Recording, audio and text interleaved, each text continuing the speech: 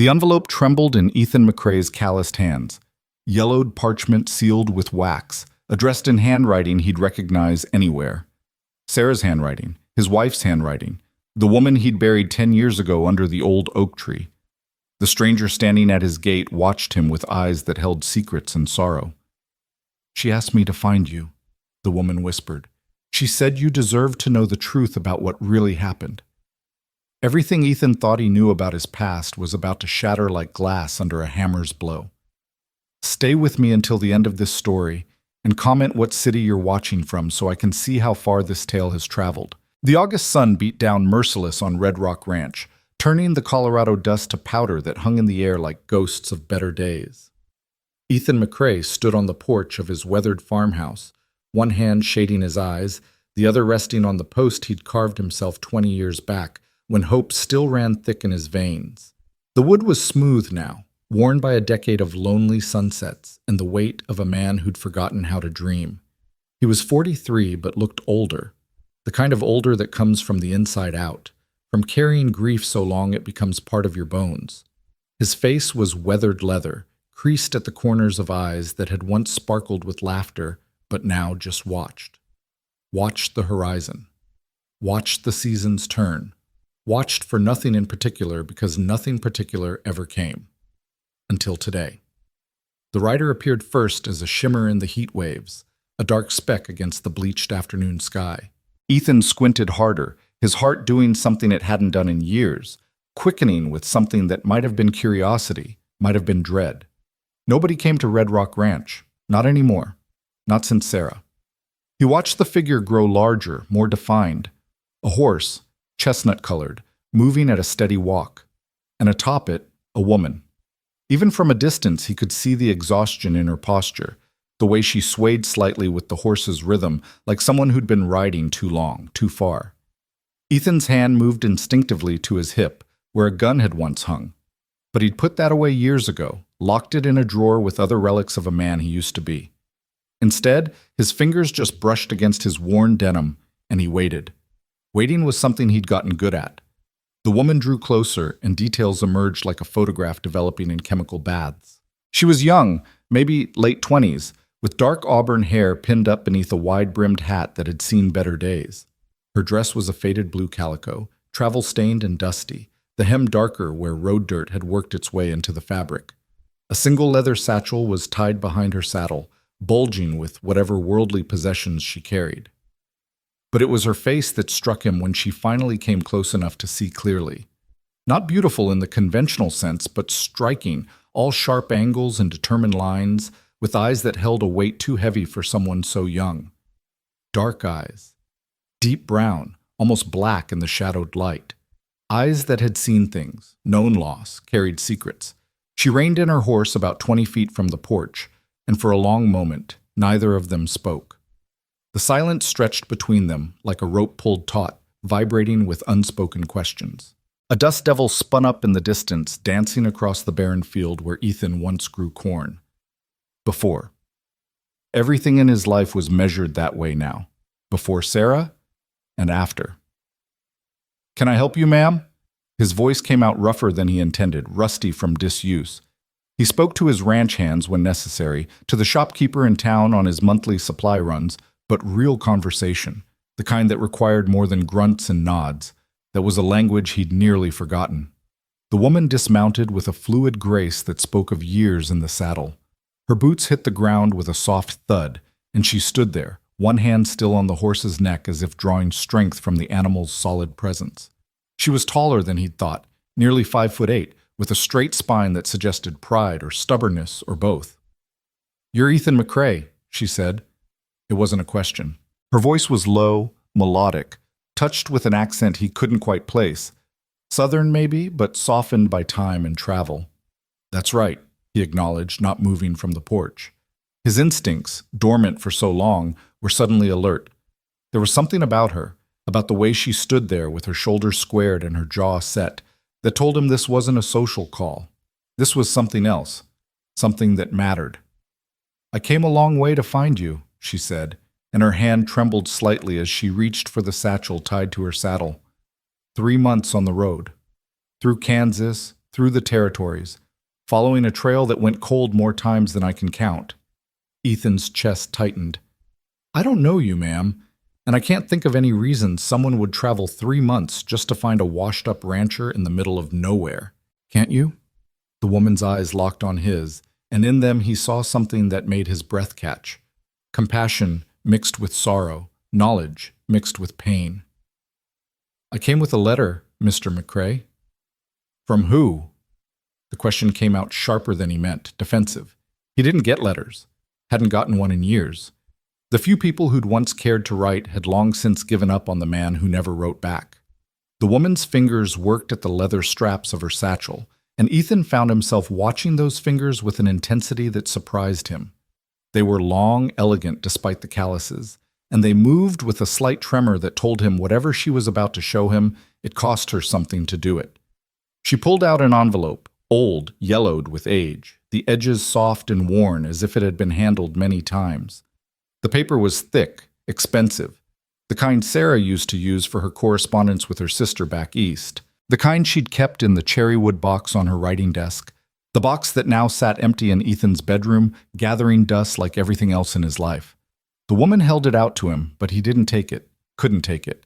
Because even from where he stood, even in the harsh afternoon light that bleached the color from everything, he could see the handwriting on the front. Graceful, flowing, with that distinctive way of looping the E in Ethan that had always made him smile. Sarah's handwriting, his wife's handwriting, the handwriting of a woman who'd been dead and buried for 10 years. No. The word came out strangled, caught between his throat and his heart. That's not possible. I know how this looks, the woman said quietly, taking a step forward. I know what you must be thinking. But I promise you, this is real. Ethan's legs felt weak. He gripped the porch post harder, his knuckles white with the strain. Where did you get that? His voice was barely above a whisper, but it carried the weight of a decade's worth of grief and confusion and a sudden, terrible hope that he didn't want to feel. From her, the woman said simply. From Sarah McCrae, your wife. The world tilted, Ethan's vision blurred at the edges, and for a moment he thought he might actually fall. 10 years. 10 years since he'd lowered Sarah's coffin into the ground, since he'd stood in the rain with mud on his boots and tears mixing with the weather on his face. 10 years since he'd carved her name into the headstone himself because he couldn't bear to let anyone else do it. My wife is dead, he said, and the words felt like stones in his mouth. I buried her myself under the oak tree. I put her in the ground with my own hands. I know, the woman said, and tears gleamed in her dark eyes. She told me you did. She told me everything. Ethan's mind reeled. This was madness, impossibility, some kind of cruel trick, though he couldn't imagine who would be cruel enough or what they'd gain from it. He had nothing, was nothing, just a man waiting out his days in a house full of ghosts.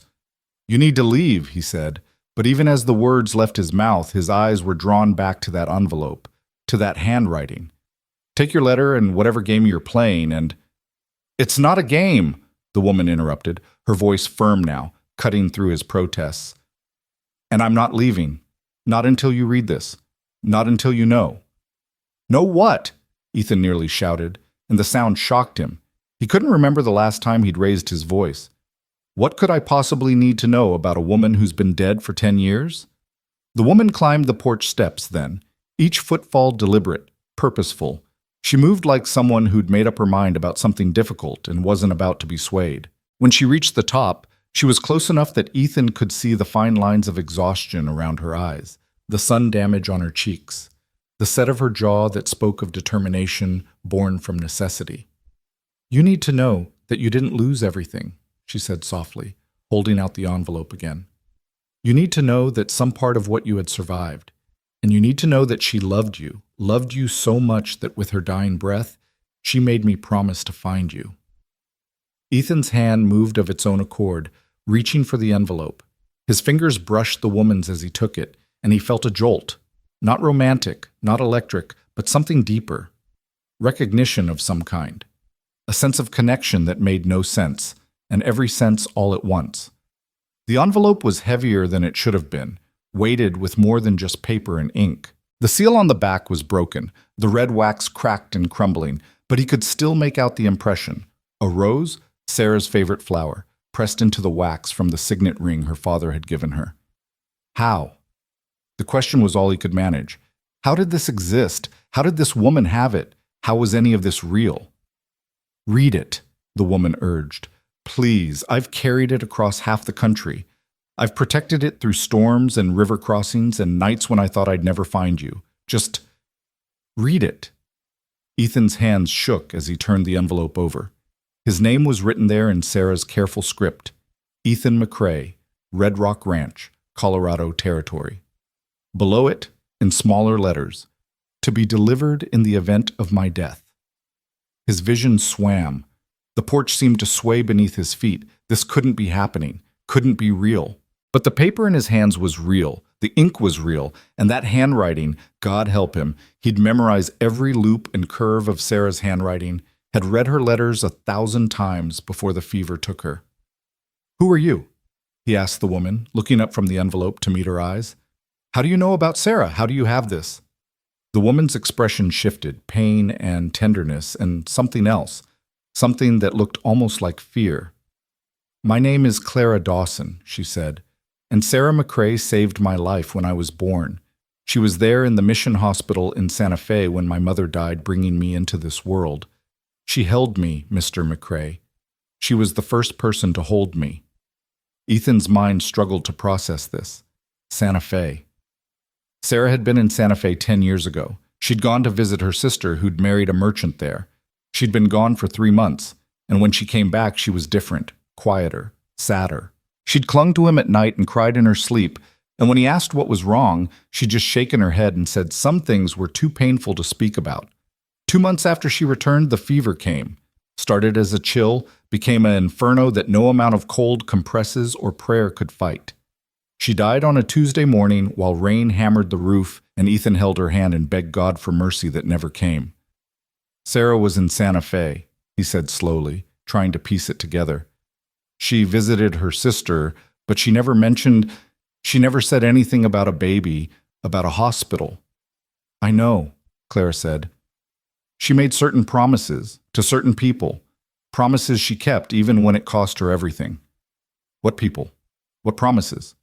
Ethan's voice rose again, frustration and confusion, and that terrible, treacherous hope all tangling together in his chest. Read the letter, Clara repeated. It's all in there.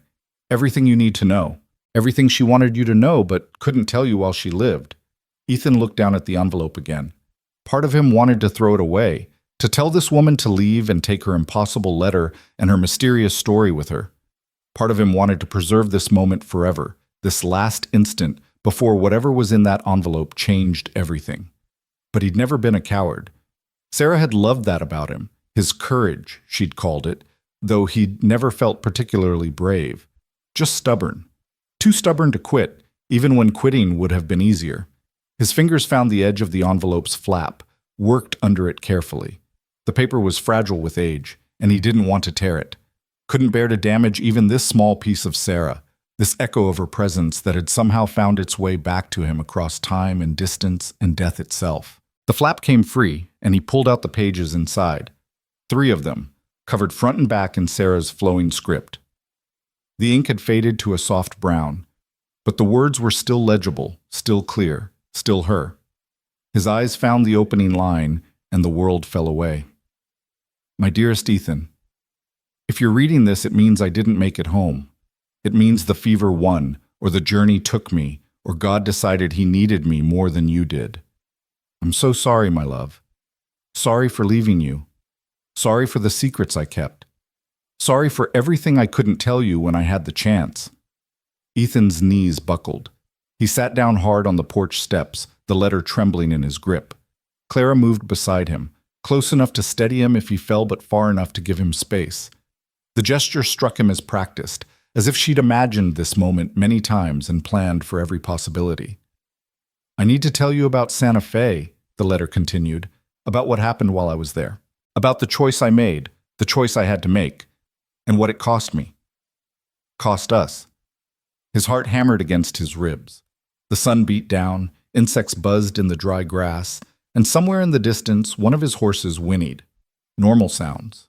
A normal day. Except nothing would ever be normal again. My sister Margaret was with child when I arrived. You knew that. I told you I was going to help her through the birth. What I didn't tell you was that there was another woman at the mission hospital. A young woman, barely 20, who'd come to Santa Fe fleeing something terrible. She never told me what, but I could see it in her eyes, that haunted look of someone who'd survived something they should never have had to endure. Ethan's hands tightened on the pages. Sarah's voice came through the words so clearly he could almost hear her speaking them, could almost see her sitting at her writing desk with the lamplight golden on her face, her brow furrowed with concentration as she formed each letter. Her name was Catherine Dawson. She was alone. Ethan. No family, no money, no one to help her. And she was dying. The birth was going wrong from the start. I could see it, the midwife could see it, even Catherine knew it. She was too small, the baby was positioned wrong, and there was blood. So much blood. A chill ran down Ethan's spine despite the heat. He glanced up at Clara, who stood with her arms wrapped around herself, staring out at the horizon as if she couldn't bear to watch him read. The midwife said we had to choose, Sarah wrote, the mother or the child. We couldn't save both. Catherine was fading fast, barely conscious, but when they told her, she opened her eyes and looked right at me. Save my baby, she said. Promise me you'll save my baby. Ethan's throat closed. He could picture it so clearly. Sarah in that hospital room, faced with an impossible choice, holding the hand of a dying stranger. I promised her, Ethan. I held her hand, and I promised. And then I helped the midwife bring that baby into the world while her mother bled out on the bed beside us. It was a girl, perfect and tiny and screaming with life, while her mother's voice went silent forever. Tears blurred Ethan's vision. He blinked them away, needing to see the words, needing to know. They wrapped the baby in a blanket and handed her to me. And Ethan, when I looked down at that tiny face, something broke open in my chest. You know we'd tried for children. You know how many times I'd prayed for a baby, how many nights I'd cried because my body wouldn't give us the family we wanted. He did know. It had been a sorrow they'd shared, a grief they'd carried together. Sarah had wanted children so badly it hurt to watch her around other people's babies, to see the longing in her eyes. I held Catherine's daughter, the letter continued, and I felt something I'd never felt before. Not just love, though God knows I loved her instantly, but purpose. Like maybe all those years of emptiness, all that wanting and praying and crying had been leading to this moment. This child who needed someone, this baby who would have died or been sent to an orphanage or God knows what if someone didn't step up. Ethan's hands were shaking so hard he could barely hold the pages. He knew what was coming, could feel it building like a storm on the horizon. I made a choice, Ethan. I made it in a moment, without thinking it through, without considering all the consequences. I told the midwife I would take her. I told them I would raise Catherine's daughter as my own. And for 3 weeks, I did. I stayed at the mission, caring for her, feeding her, learning how to be a mother to this child who'd been born from tragedy. The next words were smudged, as if tears had fallen on them while Sarah wrote. She was beautiful, Ethan. Is beautiful. Dark hair like her mother, but her eyes, they reminded me of yours. That same determined look, like she was ready to take on the world despite being so tiny and helpless. Clara made a sound, a soft, choked sob. Ethan looked up at her again, really looked, and suddenly he saw it. The shape of her eyes, the set of her jaw, features he saw in the mirror every morning, somehow translated onto the stranger's face. No, not a stranger. His hands fell to his lap, the letter crumpling slightly in his grip. You're the baby, he whispered. Catherine's daughter. Clara turned to face him, tears streaming down her cheeks. I'm the baby, she confirmed. The one your wife held. The one she loved. The one she what? Ethan demanded, surging to his feet. The letter fell from his hands, pages scattering on the porch. What did she do, Clara? What choice did she make? Clara's face crumpled. Read the rest, she pleaded. Please, you need to read the rest. Ethan grabbed for the pages, his hands clumsy with urgency. He found where he'd left off, Sarah's words swimming before his eyes. I wanted to bring her home to you, Ethan. God, I wanted it so badly. I imagined showing up at the ranch with this beautiful baby girl. Imagined the surprise on your face turning to joy. I imagined us raising her together, giving her the life her mother couldn't. Hope and dread warred in Ethan's chest. But then Margaret's husband came to the mission. He'd heard about what I was planning, and he sat me down and made me see the truth I didn't want to face. He told me about the law, about how a single woman, even a married woman, couldn't just take a child without proper procedures. He told me about Catherine's family, how they might come looking, how they might have legal claim even though they'd abandoned her. Ethan's stomach twisted. He told me about the danger, about men who preyed on women traveling alone with infants, about bandits and outlaws and the 1,000 ways the journey could go wrong. And then he asked me a question that changed everything. If you really love this child, what kind of life can you give her? What kind of mother can you be if you're always looking over your shoulder, always afraid someone will take her away? No, Ethan breathed. Sarah, no. I realized he was right, Ethan. As much as it destroyed me to admit it, he was right. I couldn't keep her, couldn't take her home, couldn't raise her as ours. It would have been selfish. It would have put her in danger, and I loved her too much to do that. The words blurred again, and this time Ethan didn't fight the tears that fell. So I made arrangements. There was a family in Santa Fe, good people, wealthy people who'd been trying for years to have a child. The wife was barren, like me, and they were desperate for a baby to love. I met with them. I vetted them as thoroughly as I could in 3 weeks, and in the end, I believed they could give her everything I couldn't. Safety, security, a legal claim no one could challenge, a name no one would question.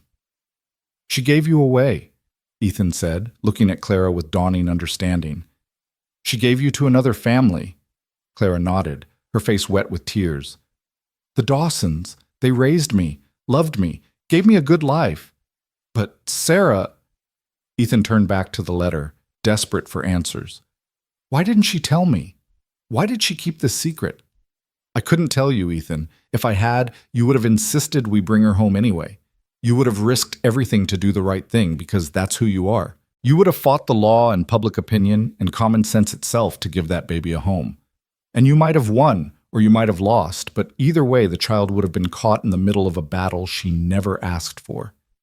Ethan's chest ached. Sarah had known him so well, known exactly what he would have done. I told myself I was being noble, selfless. But the truth is I was a coward.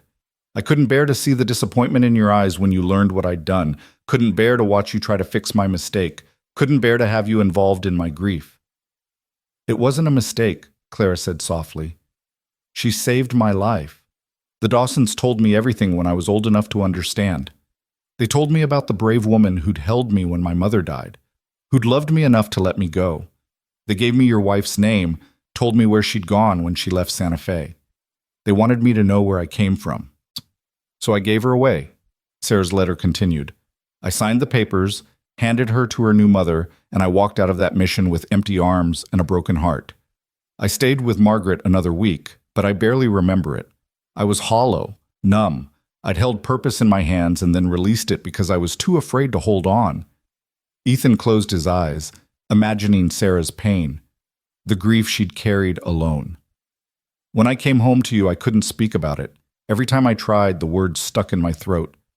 You held me at night when I cried, and you never pushed for answers I couldn't give. You just loved me, just held me.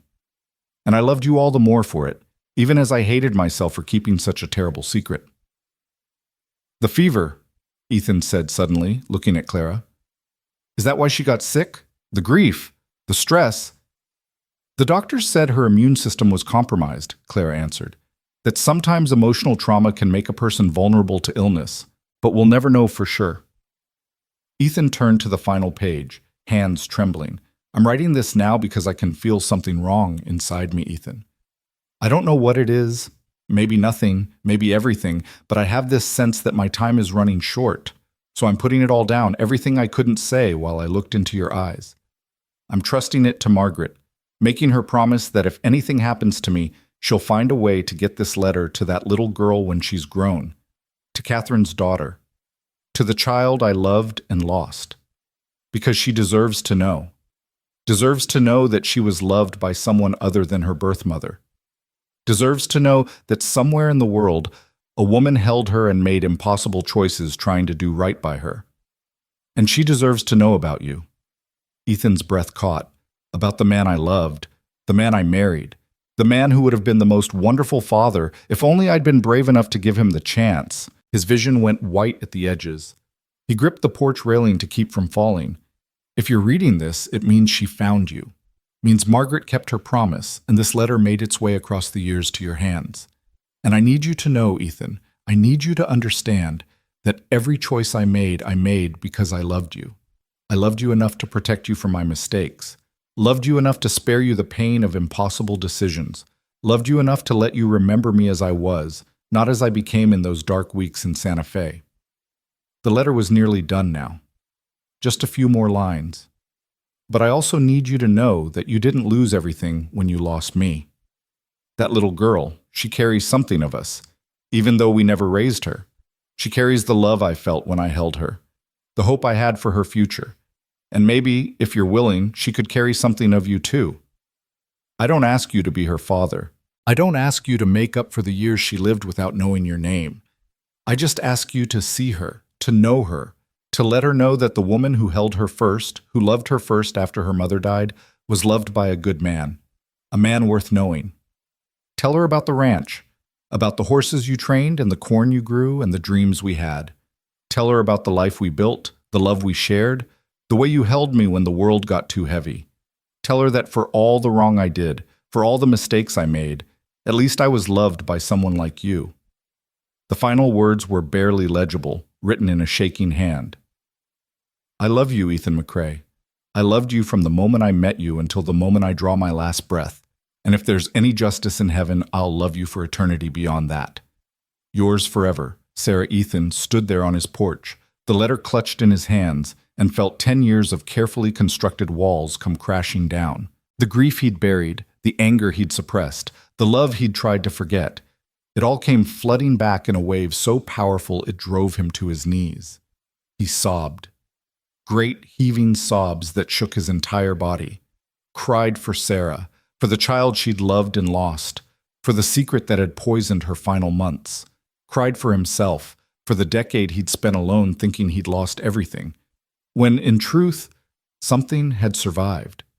Someone had survived. Clara knelt beside him, her hand tentative on his shoulder. "I'm sorry," she whispered. "I'm so sorry. I didn't want to hurt you. I needed you to know.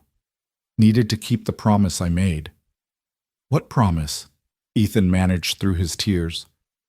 "When the Dawsons told me about Sarah, about what she'd done for me, I swore I'd find you someday. I swore I'd make sure you knew that her love, your love, it didn't die with her, that it lived on in me in the life she made possible." Clara's voice broke. "I spent 5 years searching for this letter. Margaret had died, and it was lost in her possessions. But I found it. I found it. And I knew I had to bring it to you." Ethan looked at her, really looked at her for the first time, saw past the stranger, past the impossible situation, to the woman herself, to Catherine's daughter, to the baby Sarah had held and loved and let go. "How old are you?" he asked. 27, almost 28. The math aligned. The timeline fit. Everything Sarah had written, everything Clara had said, it all clicked into place with terrible, beautiful clarity. "Your parents, the Dawsons, they died 3 years ago. Yellow fever, both of them within a week of each other." Clara's eyes glistened with fresh tears. "They were good people, Mr. McCrae. They loved me completely, but they always wanted me to know where I came from, who I came from. And when they were gone, when I had no one left, that need became consuming. So you searched for 3 years, following every lead, every hint. Margaret's family was no help. They'd scattered after her death, wanted nothing to do with the past. But I kept looking. And finally, I found someone who remembered. A nurse from the mission who'd kept records. She had this letter, preserved all these years, waiting for someone to claim it. And you brought it here." "I brought it here," Clara confirmed. "Because you deserve to know. Because Sarah wanted you to know. And because she trailed off, uncertain. Because why? Clara met his eyes, and in them he saw vulnerability and hope warring with fear. Because I wanted to know you. The man Sarah loved. The man who might have been. She couldn't finish the sentence. Might have been her father. Might have raised her. Might have given her his name and his protection and his love if only Sarah had been brave enough or foolish enough to bring her home. The sun had moved while they talked, shadows lengthening across the porch. Ethan realized they'd been standing here for over an hour, that the world had kept turning while his own had stopped and restarted and reconfigured itself entirely. He stood slowly, his knees protesting, felt every one of his 43 years and then some, but also felt something else, something he hadn't felt in a decade. Purpose, direction, a reason to be something other than a ghost haunting his own life. You must be tired, he said, his voice rough. Thirsty. Hungry. Clara blinked, surprised by the sudden practicality. Yes, all of those things. Come inside. He gestured to the door. Let me get you some water, some food, and we can. He paused, searching for words. We can talk, really talk. There's so much I need to ask, so much I need to understand. You're not sending me away? Hope flickered across Clara's face. Ethan looked at her. At this woman who'd traveled 3 months across dangerous territory carrying a letter from a ghost, seeking a man she'd never met because a promise demanded it. Looked at her and saw courage, saw determination, saw something of Sarah in the set of her shoulders and something of himself in the stubborn lift of her chin. No, he said quietly. I'm not sending you away. How could I? He struggled with the word, with the concept, with the impossible reality. You're part of her, part of what she left behind, and God help me, I'm not strong enough to turn that away. Clara's face crumpled with relief. Thank you, she whispered. Thank you. Ethan opened the door, and the hinges creaked, a sound he'd heard 10,000 times, but which seemed different now. Significant, like the sound of one chapter ending and another beginning. The inside of the house was dim after the bright sunlight, and it took a moment for his eyes to adjust. Everything was as he'd left it that morning, sparse, clean, organized with the rigid discipline of a man who had nothing but time to keep things in order. The kitchen to the left, the sitting room to the right, the stairs leading up to bedrooms he never used anymore. Clara stepped inside hesitantly, looking around with curious eyes. What did she see?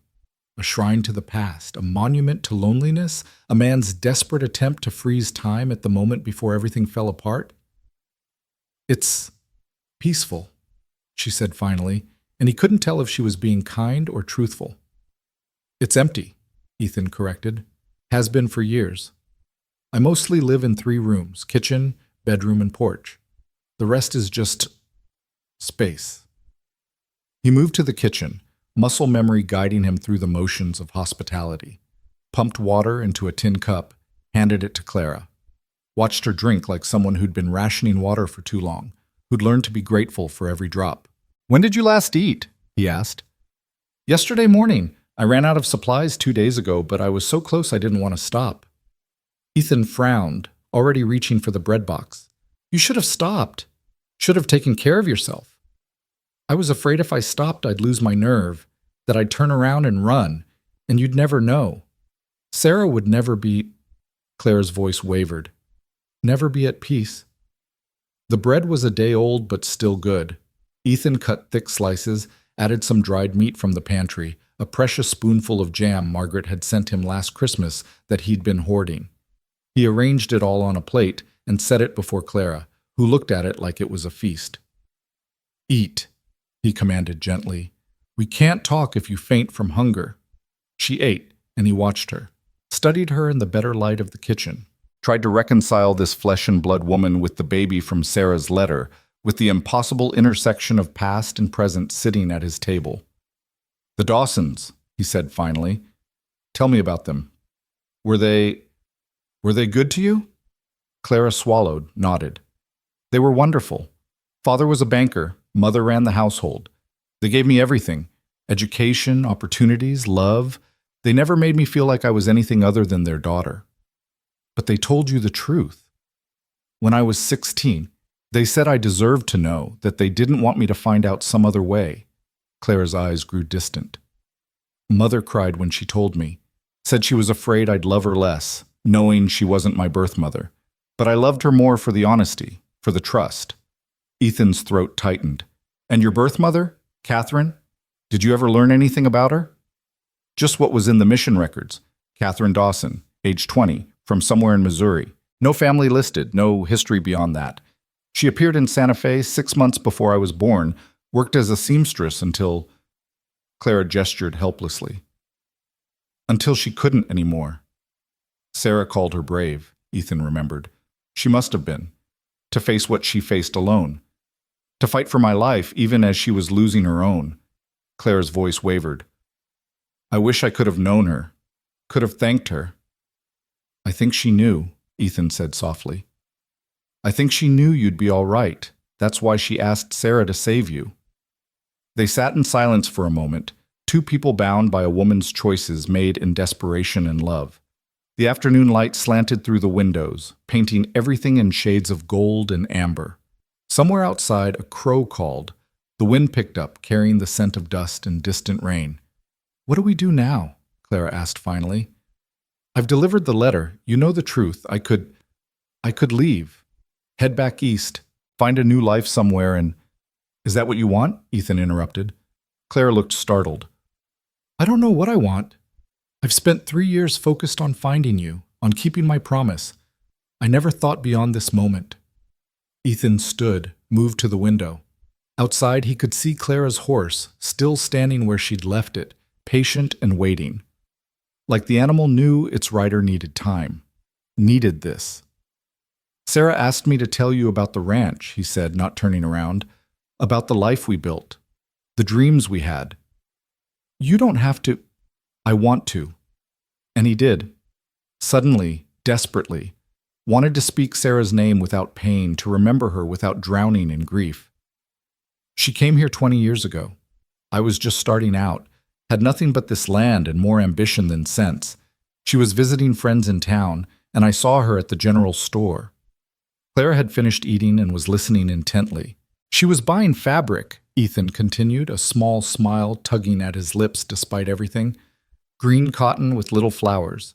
And she was arguing with the shopkeeper about the price, not backing down even though he was twice her size. I watched her win that argument, get the price she wanted, and walk out with her head high. And I thought, that's a woman who knows her worth. Did you speak to her? Not that day. I was too intimidated, but I started finding reasons to go to town. Lots of reasons. And eventually, she caught on. The smile grew. Called me out on it, actually. Asked me if I was going to keep pretending to need supplies or if I was going to actually talk to her. Clara laughed softly. She sounds bold. She was. Brave and bold and stubborn as hell.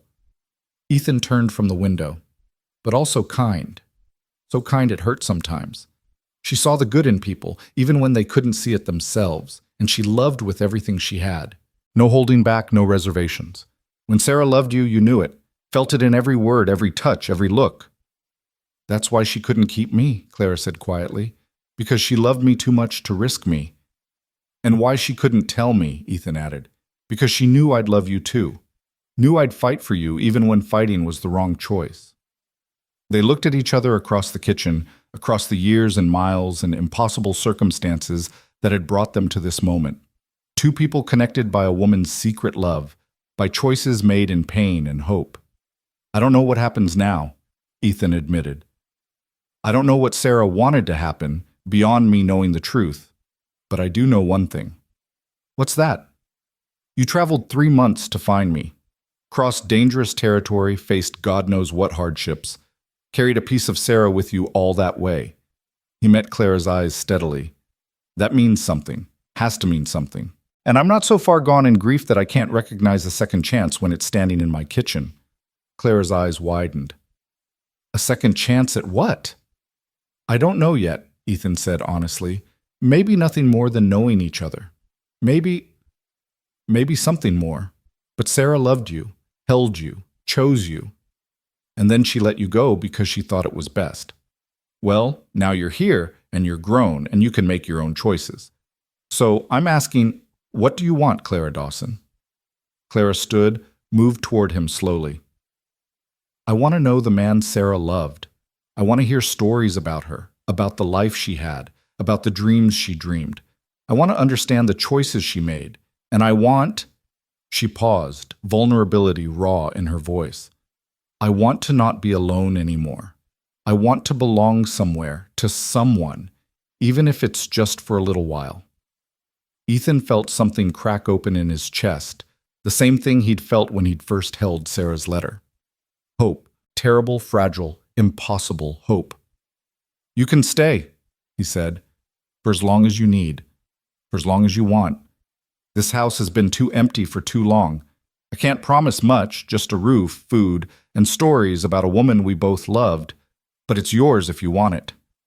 Clara's face transformed. The weariness, the uncertainty, the fear, it all melted away, replaced by something that looked like joy, like relief, like coming home after a long, difficult journey. Thank you, she whispered. Thank you. Ethan nodded, not trusting himself to speak. The moment hung between them, heavy with significance and promise, and the weight of all the might-have-beens that Sarah's letter had resurrected. Outside, thunder rumbled in the distance. The storm Clara had ridden ahead of was finally catching up. Ethan could smell rain on the wind, that particular scent of possibility that comes before a downpour. We should get your horse settled, he said, practical needs reasserting themselves. Storm's coming. Her name is Molly, Clara offered. She's carried me faithfully all this way. Deserves the best care I can give her. Together they went outside. The wind had picked up, whipping Clara's skirts around her legs and tearing strands of hair from her careful pins. The sky had darkened, clouds massing on the western horizon like an advancing army.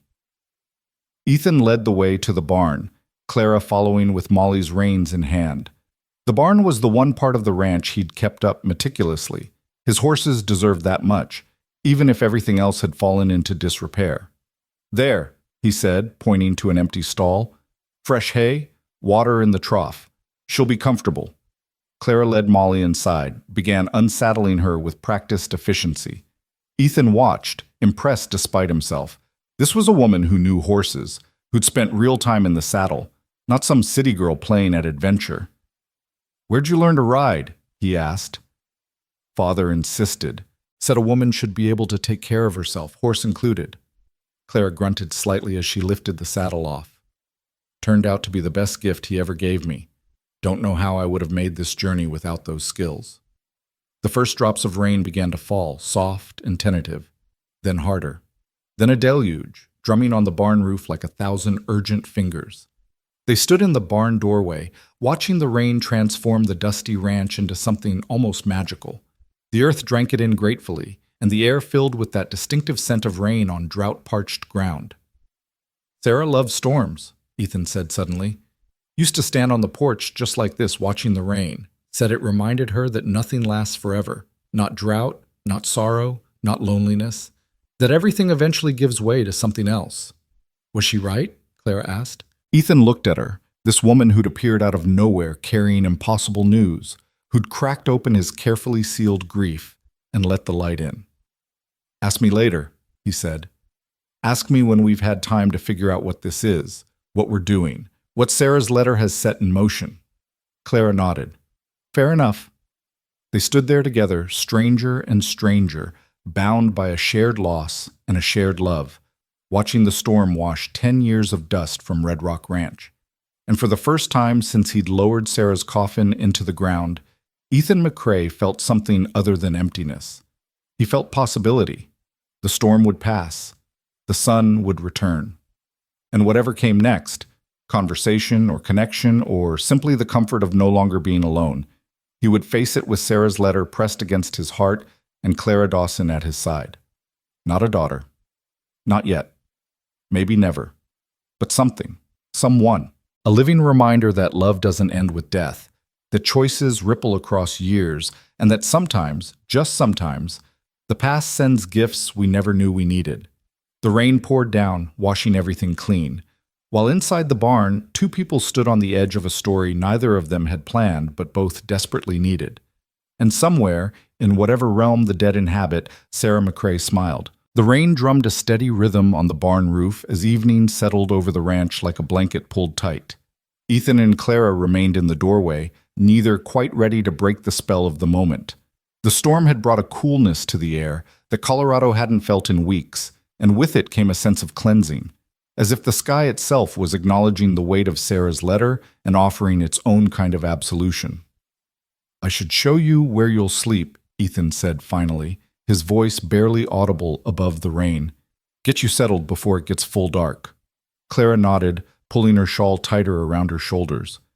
"I don't want to be any trouble. If there's a corner somewhere, a spare room—" "There's Sarah's sewing room," Ethan interrupted, then stopped himself. He hadn't spoken those words aloud in years. Sarah's sewing room. As if she might walk through the door any moment and reclaim it. "It has a bed. Was meant to be a nursery, but we never—" He trailed off, the old pain surfacing despite the years of practice at pushing it down. "I understand," Claire said softly. "And I'm grateful for all of this." They made a run for the house through the downpour, their boots splashing in puddles that had formed in the space of minutes. Ethan held the door open, and Clara slipped inside, water streaming from her dress and hair.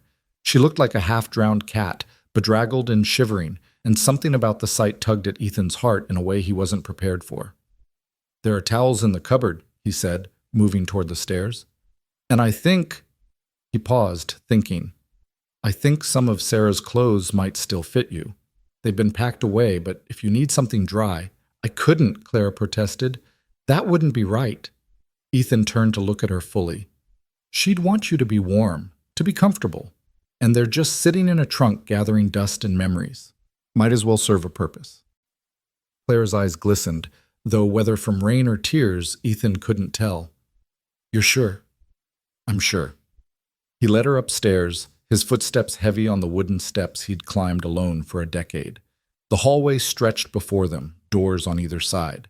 His bedroom, the guest room that had never hosted a guest, and at the end, the sewing room that had slowly transformed into a storage space for things he couldn't bear to look at but couldn't bring himself to discard. The door creaked when he pushed it open, revealing a small room with a single window overlooking the eastern pasture. The bed was still made. Sarah had insisted on that, keeping it ready for the child she'd hoped would one day need it. A rocking chair sat in the corner, a quilting frame folded against one wall, and everywhere the faint scent of lavender from sachets Sarah had made years ago. "It's perfect," Clara breathed, stepping inside with something like reverence. Ethan moved to the trunk at the foot of the bed, his hands hesitating before lifting the lid. He hadn't opened this in years, hadn't been able to face the tangible reminders of Sarah's presence, her dresses, her shawls, the nightgown she'd worn on cold winter nights when they'd held each other against the darkness. But now, with Clara standing there soaked and shivering, it seemed not just necessary but right. Sarah would have wanted this, would have insisted on it. He pulled out a simple cotton dress, blue with small white flowers. It had been one of Sarah's favorites for everyday wear, practical and comfortable. "This should work," he said, handing it to Clara. And here, he found a shawl, thick wool that Sarah had knitted herself during their second winter together. "This will keep you warm." Clara took the clothes with trembling hands, holding them like they were sacred relics. "Thank you," she whispered, "for everything. For not turning me away, for believing me, for—" "Get changed," Ethan said gruffly, uncomfortable with her gratitude. "Get warm. We can talk more over supper." He left her there, closing the door softly behind him, and stood for a moment in the hallway. His heart was racing, his mind spinning with everything that had happened in the span of a few hours. This morning, he'd been alone. Had been alone for 10 years, truth be told, even when he'd had people around him. And now there was someone in his house, someone wearing Sarah's clothes, someone who carried a piece of his wife's love like a torch through the darkness. Downstairs, he busied himself with preparing a meal. It wasn't much: beans from the pot he'd made that morning, some cornbread he could heat up, coffee strong enough to strip paint. Bachelor food, he thought grimly, not the kind of meal you serve to a guest, especially one who'd traveled 3 months to reach your door. But Clara didn't seem to notice or care when she came down 20 minutes later, transformed. Sarah's dress fit her well, a little loose in the waist, a touch short in the hem, but overall as if it had been made for her. Her dark hair was still damp but combed and pinned back, and her face had lost some of its earlier weariness. "You look," Ethan started, then stopped, unsure how to finish. Like Sarah? Like home? Like an answer to a prayer he'd been too broken to pray? "Presentable?" Clara offered with a small smile. "Warm," he settled on. "You look warm." They ate in a silence that was somehow comfortable despite everything that lay unspoken between them. The rain continued outside, a steady percussion that filled the gaps in conversation. Ethan watched Clara eat, noting the way she savored each bite as if food was still a novelty after days of rationing. It reminded him of harder times, of the early years when he and Sarah had scraped by on hope and stubbornness. "Tell me about the journey," he said finally, pushing his empty plate aside. 3 months, you said? From where?" "Boston," Clara replied, wrapping her hands around her coffee cup. "That's where the Dawsons settled after Santa Fe. Father's bank transferred him when I was 5. I grew up there, never knew anything but city life until—" She paused, seeming to gather her thoughts. "Until I decided to find you. That's a hell of a journey for a woman alone." Clara's chin lifted slightly, a gesture that reminded him so much of Sarah it was almost painful. "I wasn't entirely alone. I traveled with a wagon train as far as Kansas City, worked as a cook to pay my way. From there, I bought Molly and rode with various travelers when I could, alone when I had to." "Dangerous," Ethan observed. "Necessary," Clara corrected. "I had to know. Had to complete the circle somehow. The Dawsons gave me everything, but they couldn't give me this connection to where I came from, to the woman who held me first." Ethan stood, moved to the window. The rain was letting up now, fading to a drizzle that misted the glass. "Sarah wrote in her letter that you deserve to know about me. But I'm just a rancher, Clara. A man who couldn't even keep his wife alive, who let her carry her grief alone because I was too blind to see it." "That's not fair," Clara said firmly. "She didn't give you the chance to help. She made that choice. And I should have seen it anyway. Should have known something was tearing her apart." He pressed his forehead against the cool glass. "For months after she came back from Santa Fe, she wasn't herself. Wouldn't meet my eyes, cried in her sleep, pulled away when I tried to hold her. And I told myself it was just grief for her sister's difficult birth, or homesickness, or 100 other things that made sense. But I knew. Deep down, I knew something was wrong, and I let her hide it because it was easier than facing the truth." Clara came to stand beside him, her reflection ghostly in the rain-streaked window. What truth? That I'd failed her somehow. That whatever was hurting her, I couldn't fix it. Ethan's voice cracked. "I was supposed to protect her, keep her safe, make her happy. And instead I watched her die by inches without knowing why. You couldn't have stopped the fever. Maybe not. But I could have eased the burden before it came. Could have made her last month something other than silent suffering." He turned to face Clara and was surprised to find tears on her cheeks. "What is it?" "I'm crying for her," Clara said. "For the pain she carried. For the choice she made thinking it was the only one she could make. And I'm crying for you, for the guilt you've carried that was never yours to bear." They stood there in the dim kitchen, 2 people bound by Sarah's ghost, and Ethan felt something shift inside him. A wall he'd built, brick by brick, was beginning to crumble. "Why did you really come here?" he asked quietly. "And don't say it was just to deliver the letter. You could have mailed it, could have hired someone to bring it. Why travel 3 months yourself?" Clara was quiet for a long moment, her eyes searching his face as if looking for permission to speak a truth she'd been holding close. "Because I needed to see you," she admitted finally.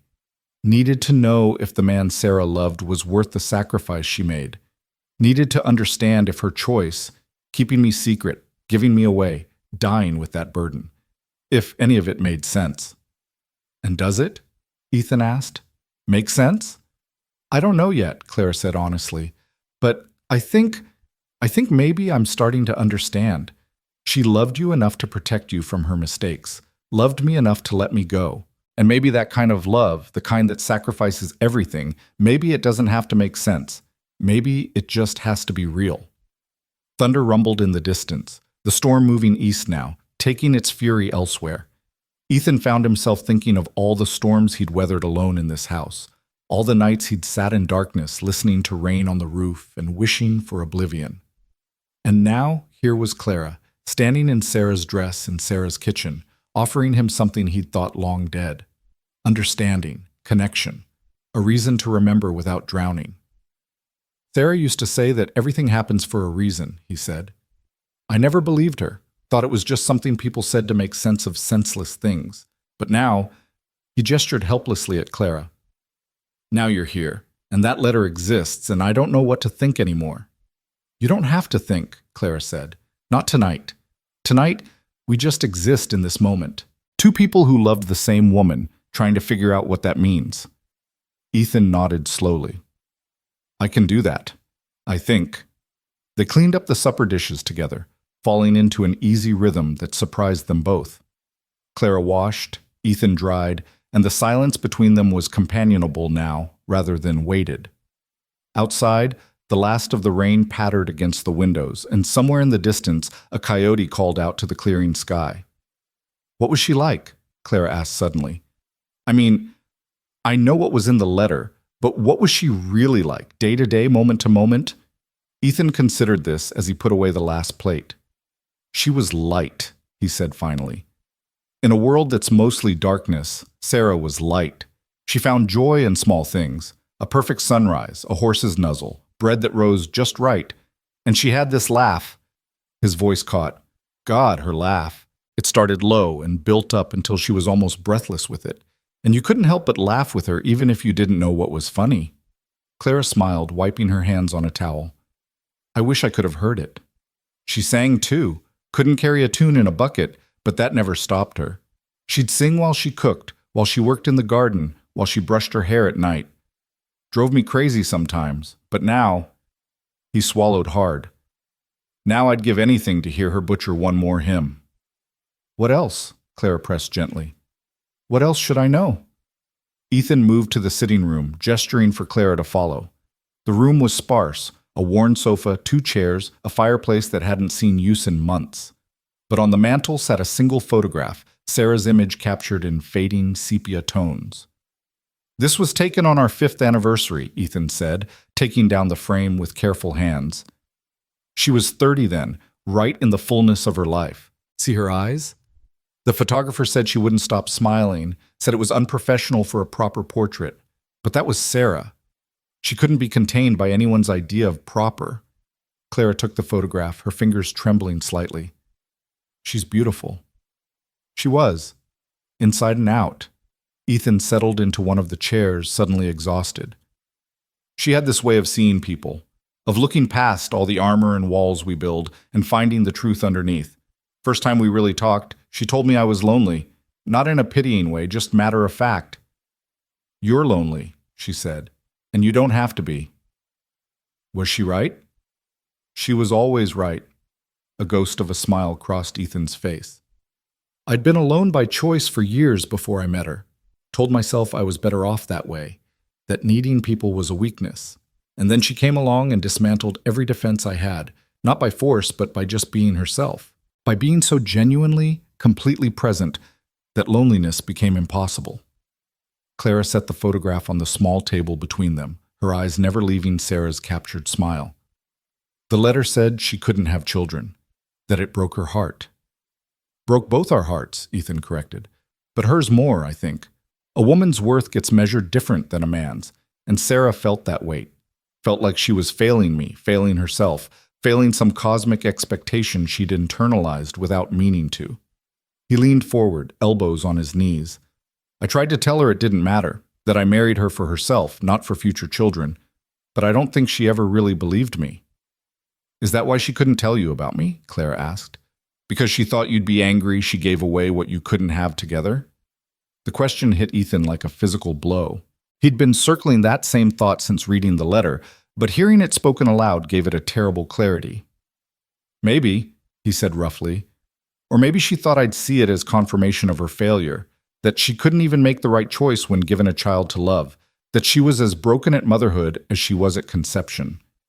But she made the only choice she could make, Clara insisted.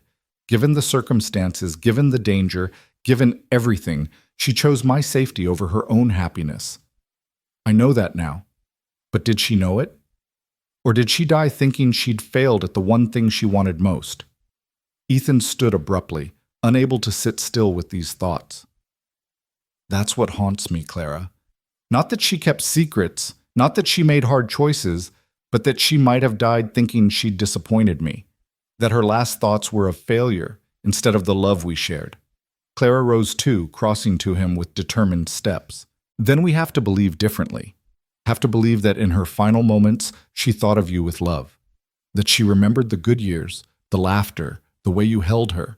That she died knowing she was loved, even if she couldn't speak the whole truth of her heart. How can you be so sure? Because of the letter? Claire said simply. She wrote it before she got sick, yes, but she wrote it. She didn't have to. She could have taken the secret to her grave and none of us would have known. But she chose to trust that someday, somehow, the truth would set things right. That's not the choice of a woman who died in despair. That's the choice of a woman who believed in love enough to let it work across time and death. Ethan stared at this woman, this stranger, who was somehow not a stranger at all, and felt something loosen in his chest. A knot he'd been carrying for 10 years, tied tight with grief and guilt and unanswered questions, was beginning to unravel. You're wise beyond your years, he said. I've had good teachers. The Dawsons taught me to think, to reason, to look for the best in difficult situations. Clara's voice softened. And Sarah, in her own way, taught me about sacrifice, about loving someone enough to let them go. I've been practicing that lesson my whole life without knowing where it came from. They stood in the quiet room, the photograph of Sarah watching them from the table, and Ethan felt time compress in a strange way. Past and present, grief and hope, loss and possibility, all of it existing simultaneously in this single moment. It's late, he said finally. You must be exhausted. I am, Clara admitted. But I'm also, I don't know, awake in a way I haven't been in years, like everything is suddenly clearer, sharper, more real. That's the weightlifting, Ethan said. The weight of not knowing, of searching, of carrying that letter across half the country. It's done now. You fulfilled your promise. And now what? It was the same question she'd asked earlier, and Ethan still didn't have a good answer. Now we figure it out as we go. You're welcome to stay as long as you need, a few days to rest, a few weeks to recover from the journey, or... He paused, not sure he should continue. Or longer, if you want. This house has been empty too long. Could use some life in it again. Clara's eyes widened. You'd let me stay, just like that? Just like that, Ethan confirmed. Sarah wanted you to know me, and I figure the best way to do that is time. Time to talk, to share stories, to let whatever this is between us develop naturally. No pressure, no expectations, just presence. Tears spilled down Clara's cheeks again, but she was smiling through them. I'd like that. Very much. Then it's settled. Ethan felt a weight lift from his own shoulders, a decision made that felt right in a way few things had felt right in years. Tomorrow we can talk more, figure out the practicalities. But tonight, you should sleep. God knows you've earned it. Clara nodded, moving toward the stairs. She paused at the bottom, turning back to look at him. Thank you, Ethan, for everything. For reading the letter, for listening, for not sending me away. For giving me a chance to know the man Sarah loved. Thank you for bringing her back to me, Ethan said quietly. In a way, that's what you've done. Given me permission to remember her without drowning in the loss. That's a gift I didn't know I needed. Clara climbed the stairs, her footsteps soft on the wood, and Ethan listened until he heard the door to the sewing room close. Then he stood alone in the sitting room, Sarah's photograph still on the table, and let himself feel the full weight of the day. It had started like any other, sun, dust, loneliness, routine, and now it was ending with a stranger upstairs wearing Sarah's clothes, sleeping in the room meant for a child they'd never had, carrying secrets and connections that rewrote a decade of Ethan's history. He picked up the photograph, studying Sarah's face in the lamplight. What have you done? he whispered to her image. "What kind of impossible gift is this you've sent me?" The photograph, of course, didn't answer, but somewhere deep inside, Ethan felt what he could only describe as Sarah's presence. Not a ghost, not a haunting, but a sense of approval, of rightness. As if she was looking down on this strange reunion she'd orchestrated from beyond the grave, and smiling that smile that never quite fit in a proper portrait. He carried the photograph upstairs with him, returned it to his bedroom where it usually sat on his dresser. The letter from Clara's satchel was there too, where he'd brought it after reading it on the porch. He touched it gently, reverently, then prepared for bed. Sleep should have been impossible after such a day. But as Ethan lay in the darkness, listening to the house settle around him and the soft sounds of another person breathing in a nearby room, he felt something he hadn't felt in 10 years. Peace.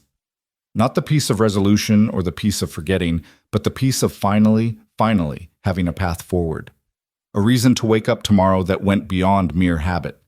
Someone to talk to who understood loss from the inside out. A connection to Sarah that was living and breathing instead of frozen in memory. He drifted off thinking of Clara's face when she'd first seen Sarah's photograph, the wonder and recognition there. Thinking of the way Sarah's dress had fit her as if designed for her. Thinking of the impossible chain of choices and chances that had led from a dying woman in a Santa Fe hospital to a stranger on his porch carrying a letter written in a ghost's hand. Somewhere in that tangle of thoughts and memories, exhaustion claimed him, and he slept more soundly than he had in years. He woke to the smell of coffee brewing. For a moment, caught between sleep and waking, Ethan thought he was 20 years in the past. Thought Sarah was downstairs, humming tunelessly as she always did while making breakfast.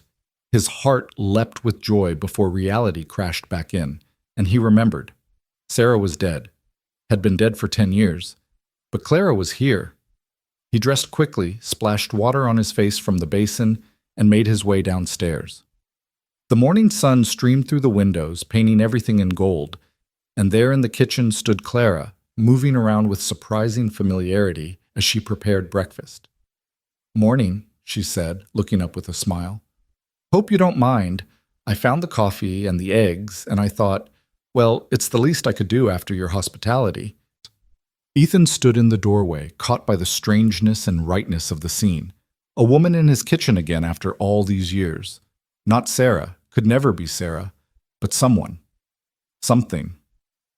"I don't mind," he said, his voice still rough with sleep. "Smells good." They ate together as the sun climbed higher, talking of small things, the quality of the eggs, the strength of the coffee, the way the storm had cleared the air.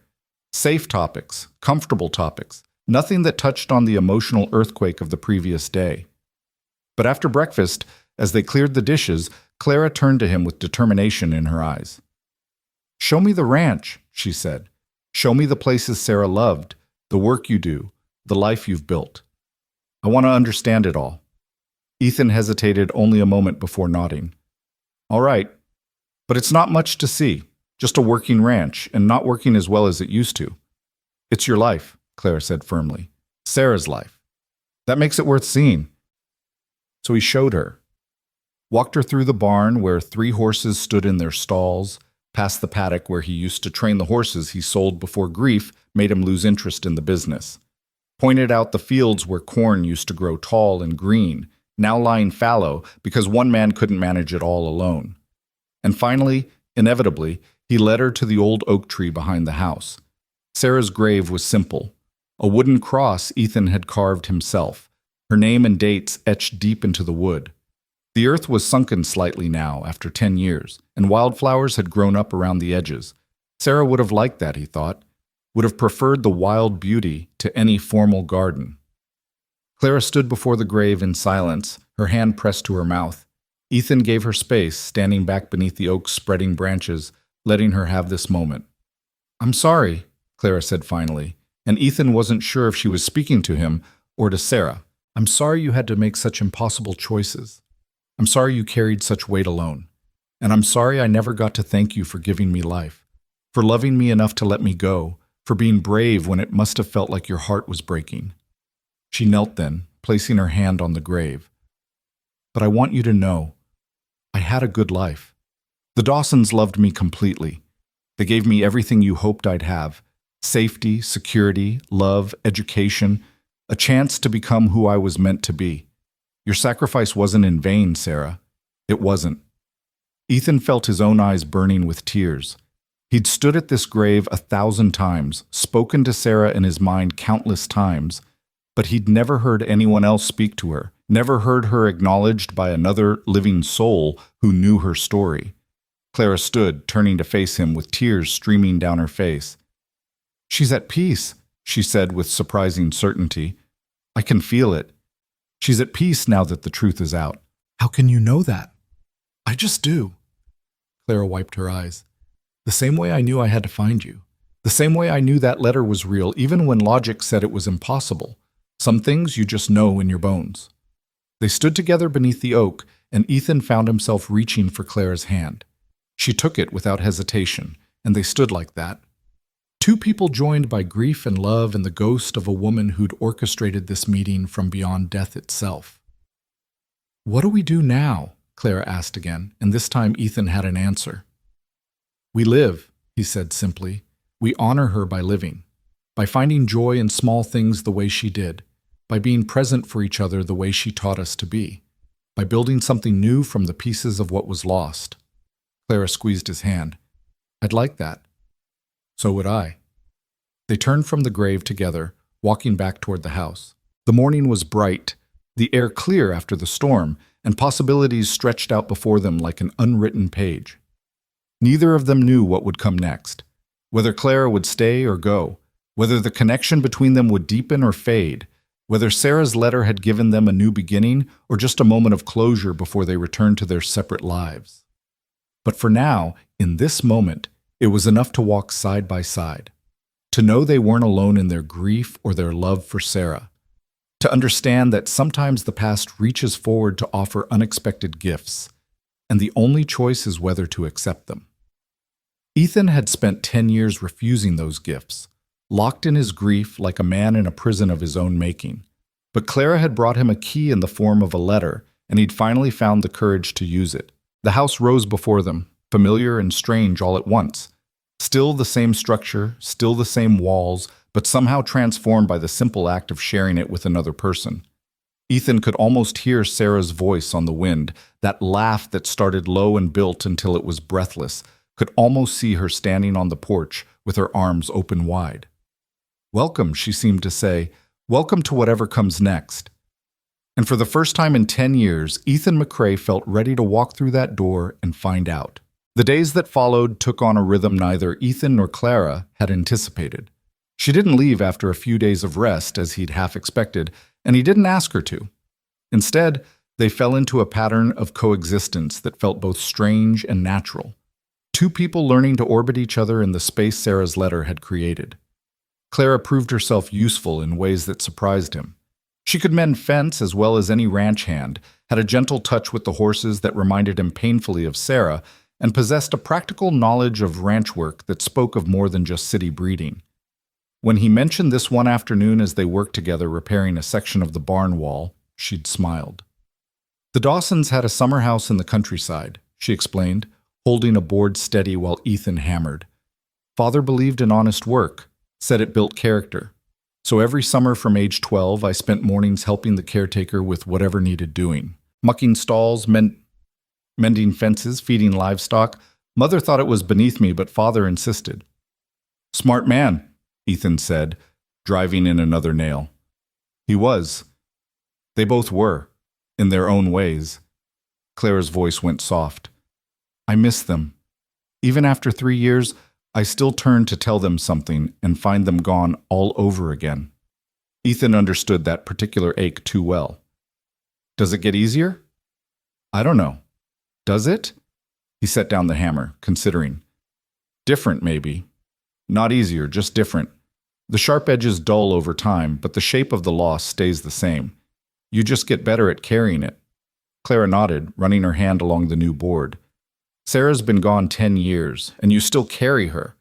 Will I still be carrying the Dawsons in 10 years? Probably. If you love them, they stay with you, become part of who you are." Ethan picked up another nail. "Doesn't mean you can't love other people, build a new life. Just means they're woven into the fabric of you. Can't separate them out without unraveling the whole thing. They worked in silence after that, but it was a companionable quiet. The kind that comes when two people understand each other's grief without needing to speak it aloud. That evening, as they sat on the porch watching the sunset over the western ridge, Clara broke the silence with a question that had clearly been building. What happened to Sarah's sister? Margaret, from the letter, is she still in Santa Fe? Ethan shook his head. Died about 5 years ago. Influenza. Her husband wrote to tell me, asked if I wanted any of her possessions. I said no. He paused, remembering. I was angry at her then. Angry that she'd kept Sarah's secret. Angry that she'd known about you and never told me. Seemed like the whole world had conspired to keep me in the dark. But you understand now why she did it? Understanding and forgiving aren't the same thing, Ethan said. I understand she was honoring Sarah's wishes. Doesn't mean I'm not still angry about it sometimes. Clara drew her knees up, wrapping her arms around them. I was angry too when I first learned the truth. Angry at everyone. At Sarah for giving me away. At the Dawsons for not telling me sooner. At my birth mother for dying. At God for making everything so complicated. Spent a year just being furious at the unfairness of it all. What changed? I realized anger was just grief wearing a different face. That being mad at dead people for choices they made in impossible situations was just my way of avoiding the real pain underneath. She looked at him, her eyes reflecting the dying light. What's your real pain, Ethan? Under the anger, under the guilt, what is it you're really grieving? No one had asked him that before.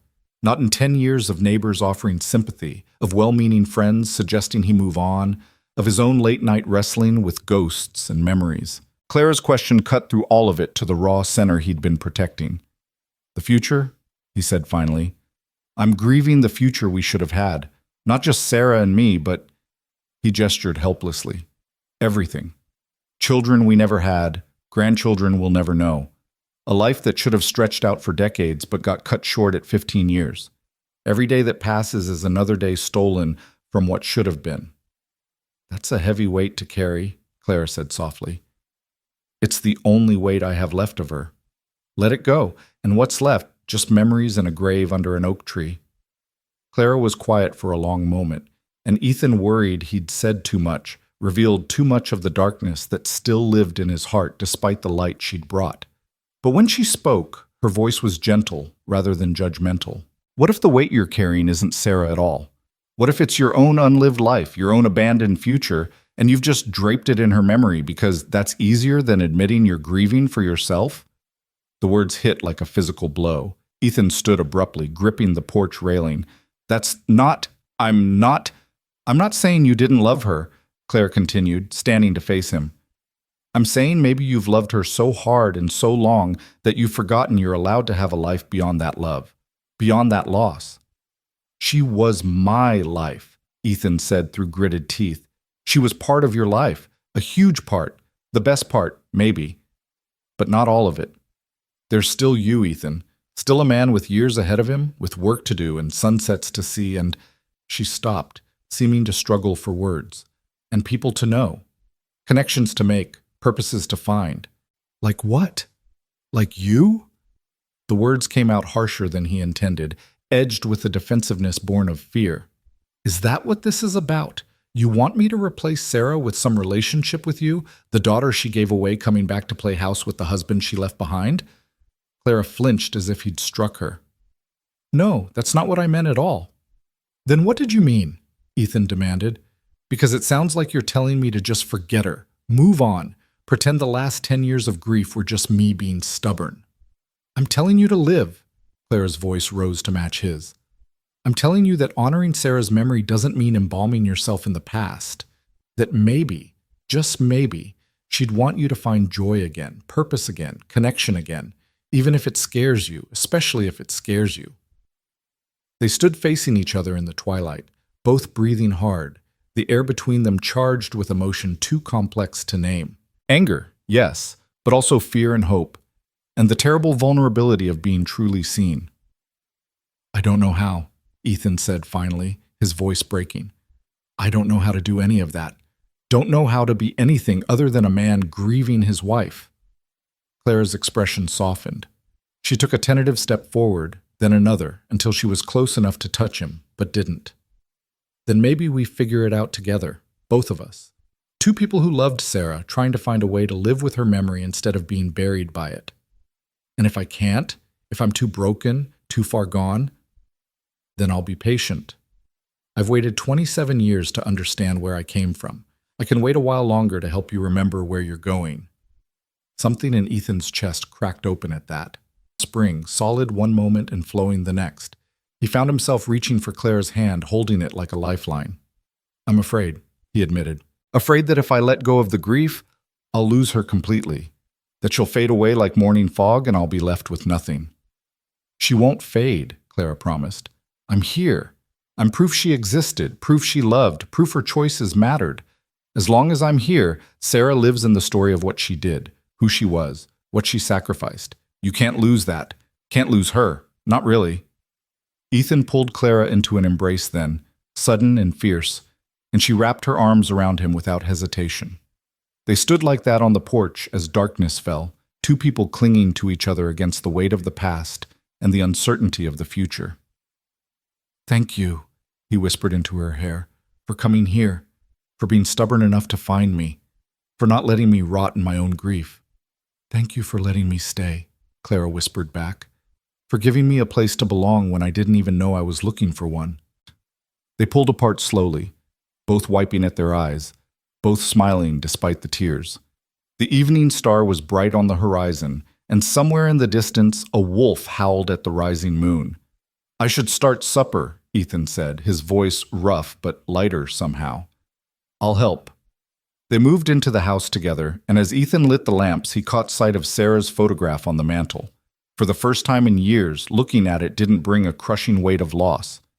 Instead, he felt something almost like gratitude. Thank you, he thought toward her image. Thank you for knowing I'd need this. Thank you for sending her. The weeks that followed brought a subtle shift in the household. Clara had been there nearly a month now, and the initial strangeness had worn away to reveal something deeper, more substantial. They worked the ranch together, shared meals, spent evenings on the porch talking about everything and nothing. And slowly, carefully, Ethan began to share more stories about Sarah. Not the grief stories, the ones that ended in loss and regret, but the real stories. The living ones. The time Sarah had tried to bake bread and accidentally used salt instead of sugar, creating something so inedible even the chickens wouldn't touch it. The way she'd insisted on naming every single chicken, giving them elaborate backstories and personalities. The afternoon she'd convinced Ethan to dance with her in the rain, both of them soaked and laughing like children. She sounds wonderful, Clara said one evening after a particularly good story about Sarah's failed attempt to learn to rope cattle. She was, Ethan agreed. Stubborn, impractical sometimes, but wonderful. Made the ordinary feel magical somehow. Made me feel like I was more than just a rancher scraping by. Made me feel like I mattered. You did matter. To her, you still matter. Ethan looked at Clara, really looked at her in the lamplight. She'd been there long enough now that seeing her in Sarah's dresses no longer felt jarring. Long enough that her presence had become not just accepted, but expected. Long enough that the house felt wrong when she went into town for supplies, and he was alone again. You matter too, he said quietly. I want you to know that. Whatever this is we're building here, friendship, family, I don't know what to call it, but you matter to me, Clara, not just because of Sarah, but because of who you are. Clara's eyes shimmered with tears. That means more than you know. I've spent my whole life feeling like I was standing on the outside of my own story, watching someone else's narrative unfold. But here, with you, I feel like I'm finally writing my own chapter. What does that chapter say? I don't know yet, but I'm not afraid to find out anymore. The conversation was interrupted by the sound of horses approaching. Ethan stood, immediately alert. Visitors were rare at Red Rock Ranch, especially after dark. He moved to the window, pulling back the curtain to see 3 riders coming up the path. You expecting anyone? Clara asked, joining him at the window. No. Ethan's hand went instinctively to where his gun used to hang. Stay inside. Could be nothing, but I'm not hiding, Clara said firmly. If there's trouble, we face it together. The riders pulled up in front of the house, and Ethan recognized the lead horse immediately. It belonged to Tom Brennan, his nearest neighbor 5 miles east. Tom was a decent man, solid and reliable, but the grim set of his face in the lamplight spoke of serious business. Ethan stepped onto the porch, Clara close behind him. Tom wasn't expecting company. Tom dismounted and his companions did the same. Ethan recognized them too, Sam Walker and Joe Chen, both from town. Good men, both of them, but their presence together spelled trouble. "Ethan," Tom said, climbing the porch steps. His eyes flicked to Clara with obvious curiosity, but he was too polite to ask directly. "Sorry to come by so late, but we've got a situation. Thought you should know." "What kind of situation?" Tom glanced at his companions, then back to Ethan. "Rustlers. Hit the Morrison place last night, got away with near 20 head of cattle. Sheriff tracked them heading this direction, thinks they might be holing up somewhere in the hills between your spread and mine." Ethan felt a chill that had nothing to do with the evening air. Rustlers were rare these days, but when they did strike, they were dangerous, desperate men with nothing to lose. "Sheriff want to organize a search party? That's why we're here. He's gathering men, plans to ride out at first light. Wants every able-bodied man he can get, especially those who know the terrain." Tom's eyes went to Clara again, this time with concern. "You might want to send your—" He hesitated, clearly unsure what to call Clara. "Send the lady to town until this is settled. Ain't safe out here alone if those men are still prowling." "I'm not going to town," Clara said before Ethan could respond. "This is my home now. I stay." Tom looked to Ethan for confirmation, eyebrows raised. Ethan could see the questions forming. Who was this woman? Why was she at the ranch? What was their relationship? But Tom was too much of a gentleman to voice them. "She stays," Ethan confirmed. "But I'll ride with the search party come morning." "Ethan, no," Clara protested. "If there are dangerous men out there, all the more reason to help catch them," Ethan interrupted. "Can't let rustlers think they can operate freely in these parts. Bad for everyone." Tom nodded approvingly. "Sheriff will be glad to have you. You know these hills better than most. We're meeting at the Morrison place at dawn." "I'll be there." After Tom and his companions left, Clara turned on Ethan with fire in her eyes. "You can't go chasing after criminals. What if something happens to you? What if I do nothing and they hurt someone else? Steal from another family? Maybe hurt someone who can't defend themselves?" Ethan met her gaze steadily. "I've been hiding from life for 10 years, Clara. You said it yourself. I need to engage with the world again. Well, this is part of that world. Responsibility, community, standing up for what's right, even when it's dangerous." "That's not what I meant, and you know it." "Isn't it?" Ethan challenged. "You want me to live again, to be part of something bigger than my own grief. This is what that looks like. It's not always comfortable or safe or easy." Clara's hands clenched into fists at her sides. "I just found you. I can't lose you now. Can't lose another person She stopped abruptly, as if shocked by what she'd almost said. The unfinished sentence hung between them, heavy with implication. Ethan took a step closer. "Another person you what, Clara?" She looked away, color rising in her cheeks. "Another person I care about. Is that so wrong, to not want you to ride into danger when I've barely gotten to know you?" Ethan's heart did something complicated in his chest. "It's not wrong, but I have to go. You know I do." Clara was quiet for a long moment, and when she spoke again, her voice was small. "Promise me you'll be careful. Promise me you'll come back." "I promise to do my best on both counts." "That's not the same thing." "It's the only thing I can promise honestly." Ethan reached out, tilted her chin up so she had to meet his eyes. "But I will try. For you, I'll try." The moment stretched between them, charged with something neither quite dared to name. Then Clara pulled back, wrapping her arms around herself. "I'll have coffee ready before you go, and food for the ride." "Thank you." They didn't speak much more that evening. Both retired early, though Ethan suspected neither of them slept well. He certainly didn't. Every time he closed his eyes, he saw Clara's face, the fear in her eyes, the words she'd almost spoken. "Another person what? Care about, love, need?" He couldn't finish the thought. Couldn't let himself go there, not yet. The guilt felt too heavy, the betrayal of Sarah's memory too sharp. But underneath the guilt was something else, something that felt dangerously like hope. True to her word, Claire had coffee and food ready when Ethan came downstairs in the pre-dawn darkness. She moved around the kitchen silently, her face drawn with worry and exhaustion. "You didn't sleep," Ethan observed. "Neither did you. I heard you pacing." He couldn't deny it, so he just accepted the coffee she handed him, wrapping his hands around the warm cup. "Clara, about last night." "Don't," she interrupted. "Don't say anything you don't mean, and don't make this harder than it already is. Just go do what you have to do and come back safe. We'll talk about everything else when this is over." Ethan wanted to argue, wanted to clear the air between them, but she was right. Now wasn't the time. So he just nodded, drank his coffee, and gathered his supplies. At the door, he paused. Clara stood in the kitchen doorway, backlit by lamplight, looking small and afraid, and trying desperately not to show it. On impulse, Ethan crossed back to her and pulled her into a tight embrace. "I'll come back," he said into her hair. "I promise I'll come back." Clara held him fiercely. "You better.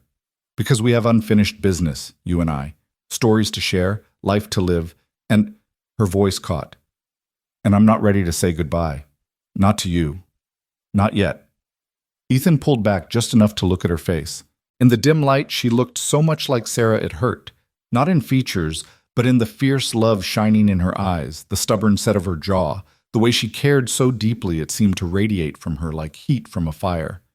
Without thinking, without planning, he leaned down and pressed a kiss to her forehead. "I'll come back," he repeated.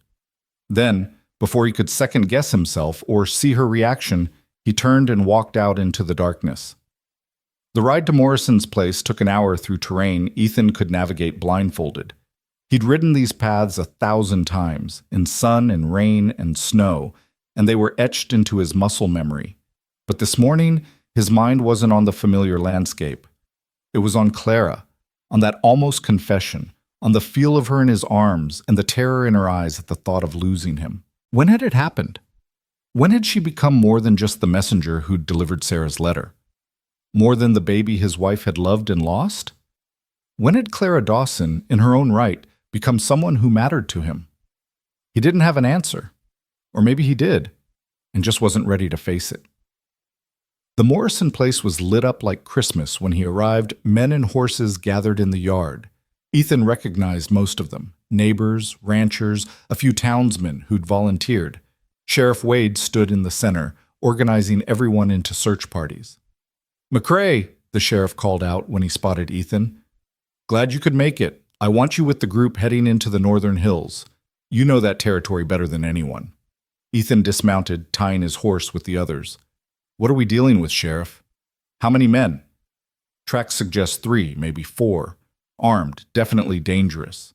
They hit the Morrison place hard, pistol-whipped young Billy when he tried to stop them, made off with the cattle like they'd planned the whole thing." Wade's weathered face was grim. "These aren't opportunistic thieves. They're organized, probably ex-soldiers who turned bad. Makes them more dangerous. Rules of engagement?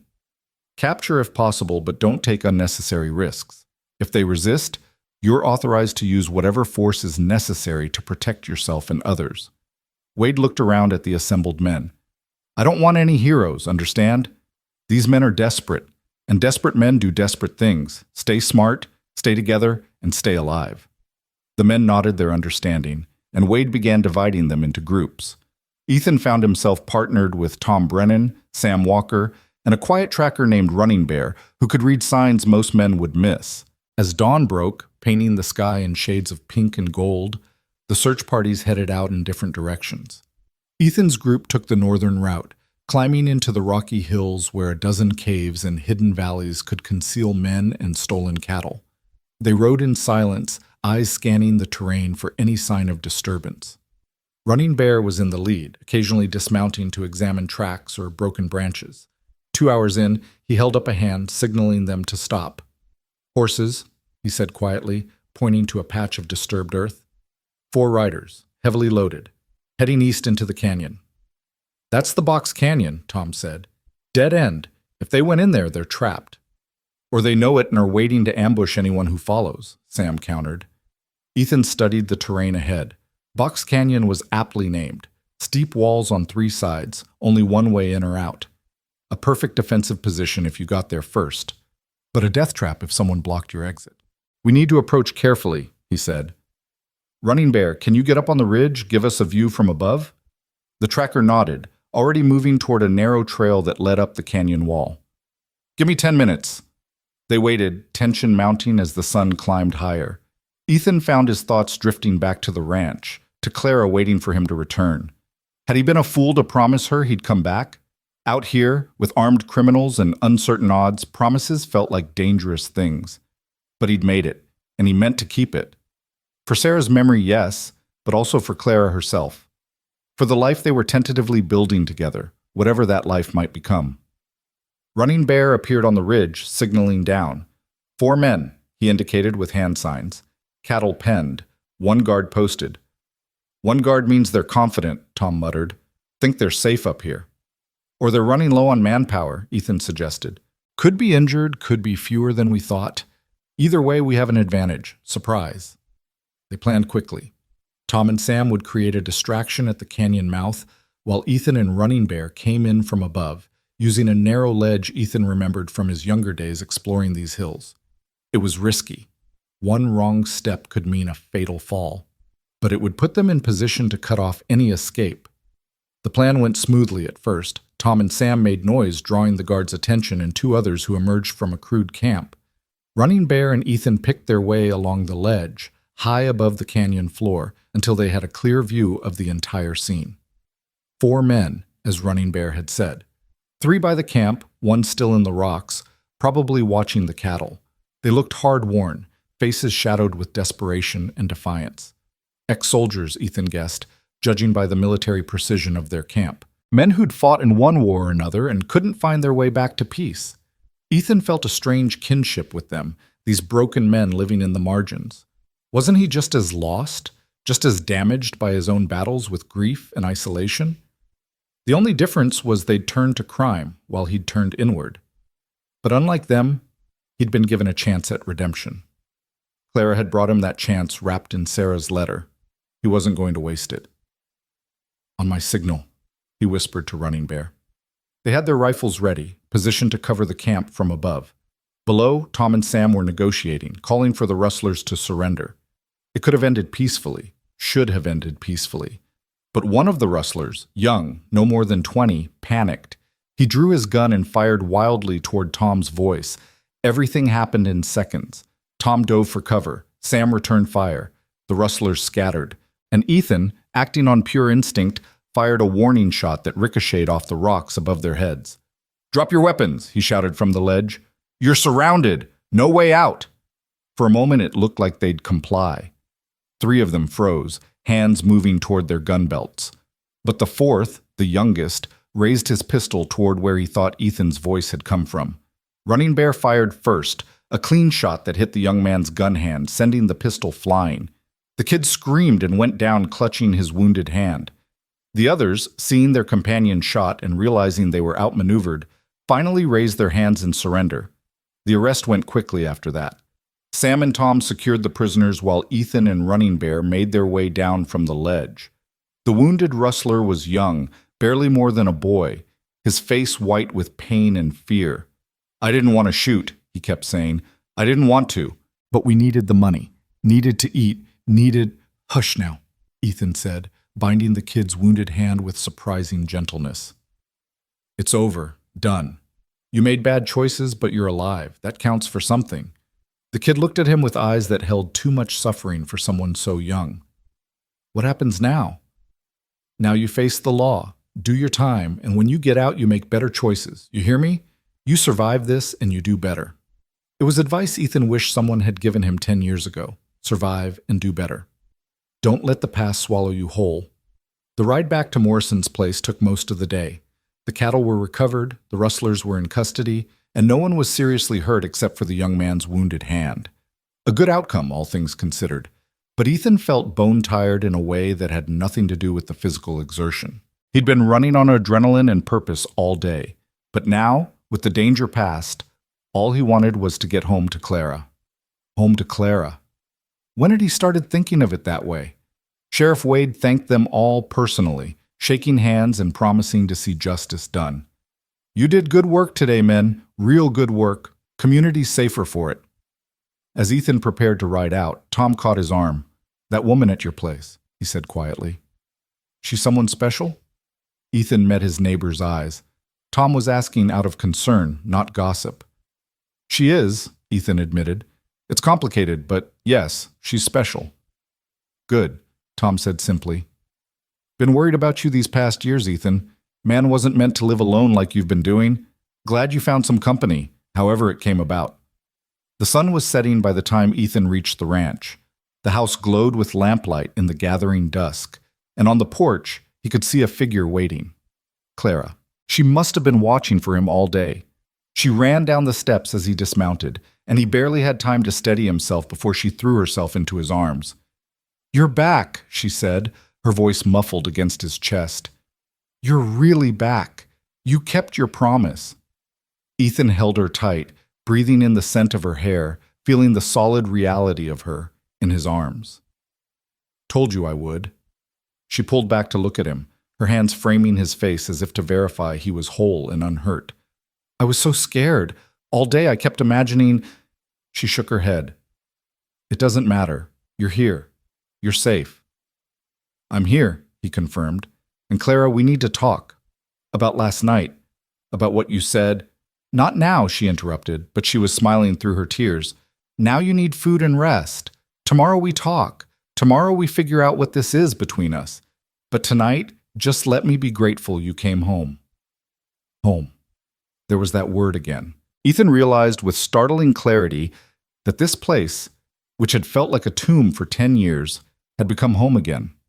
Not because of the building or the land, but because of the woman in his arms. Because of Clara, who'd traveled across half a continent carrying a letter from a ghost, seeking a man she'd never met, hoping to understand a sacrifice made before she could remember. Clara, who'd somehow become essential to his life in the span of a few short weeks.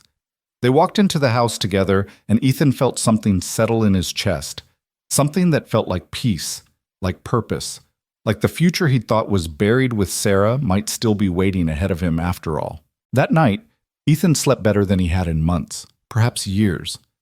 When he woke to sunlight streaming through his bedroom window, he lay still for a moment, listening to the sounds of the house. Clara was already up. He could hear her moving around downstairs, the familiar creak of floorboards, the soft clatter of dishes. Normal sounds. Living sounds. The house had been silent for so long that these everyday noises felt like music. He dressed slowly, his body protesting yesterday's exertion. At 43, he wasn't as resilient as he'd once been. The ride, the tension, the scramble down the canyon ledge, all of it had taken a toll. But it was a good ache, the kind that came from purpose, from action, from mattering in the world again.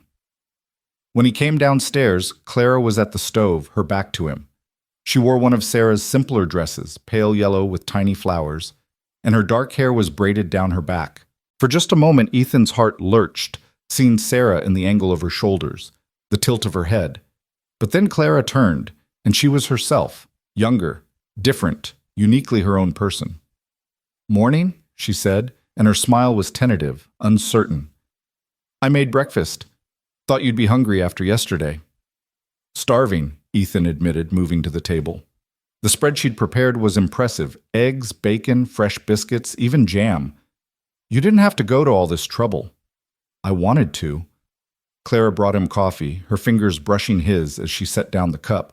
The contact sent a jolt through him, and from the way her breath caught, she felt it too. Besides, gave me something to do besides worry.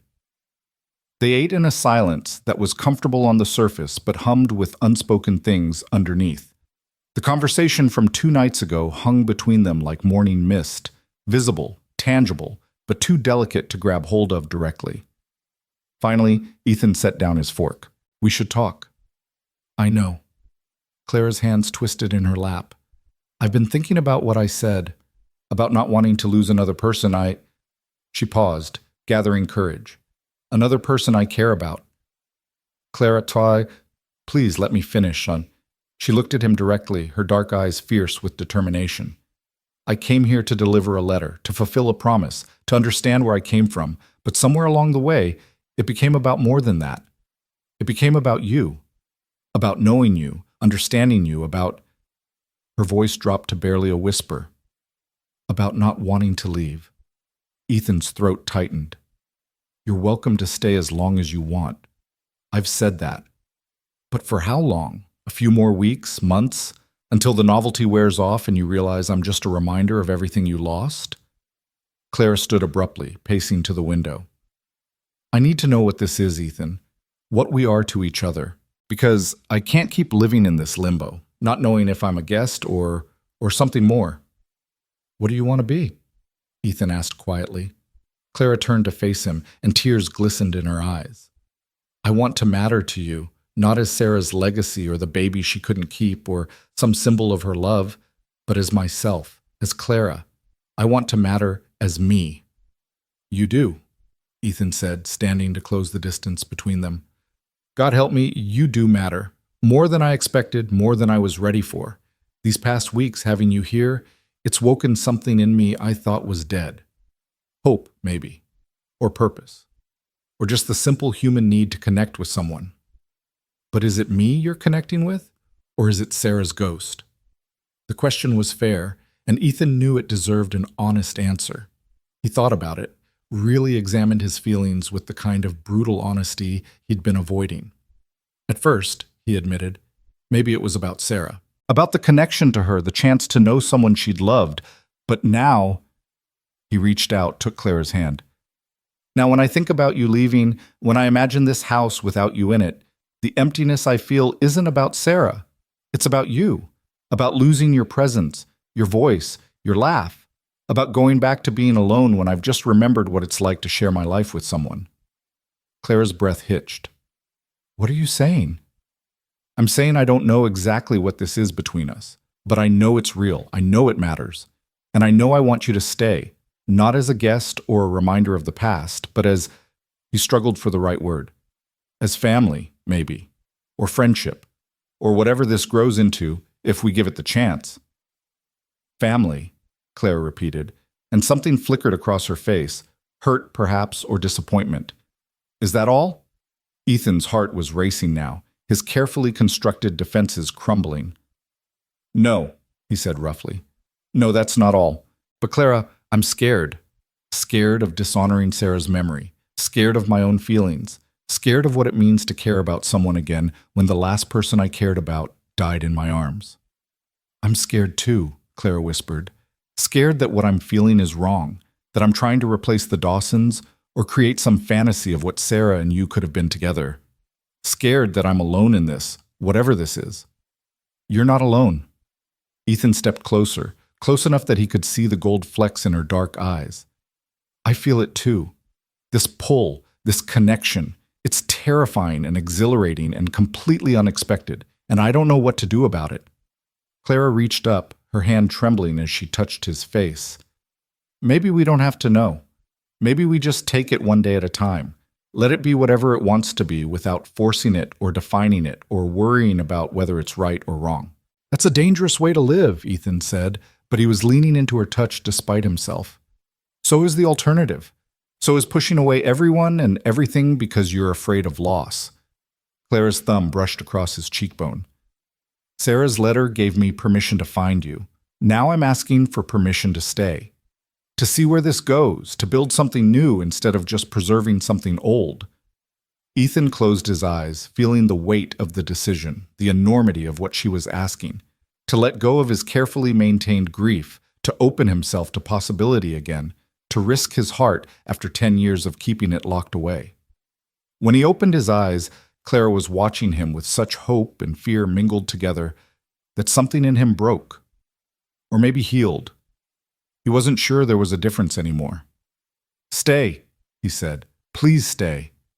Clara's answering smile was like sunrise breaking over the mountains. Are you sure? No, Ethan admitted. I'm not sure of anything except that I want you here.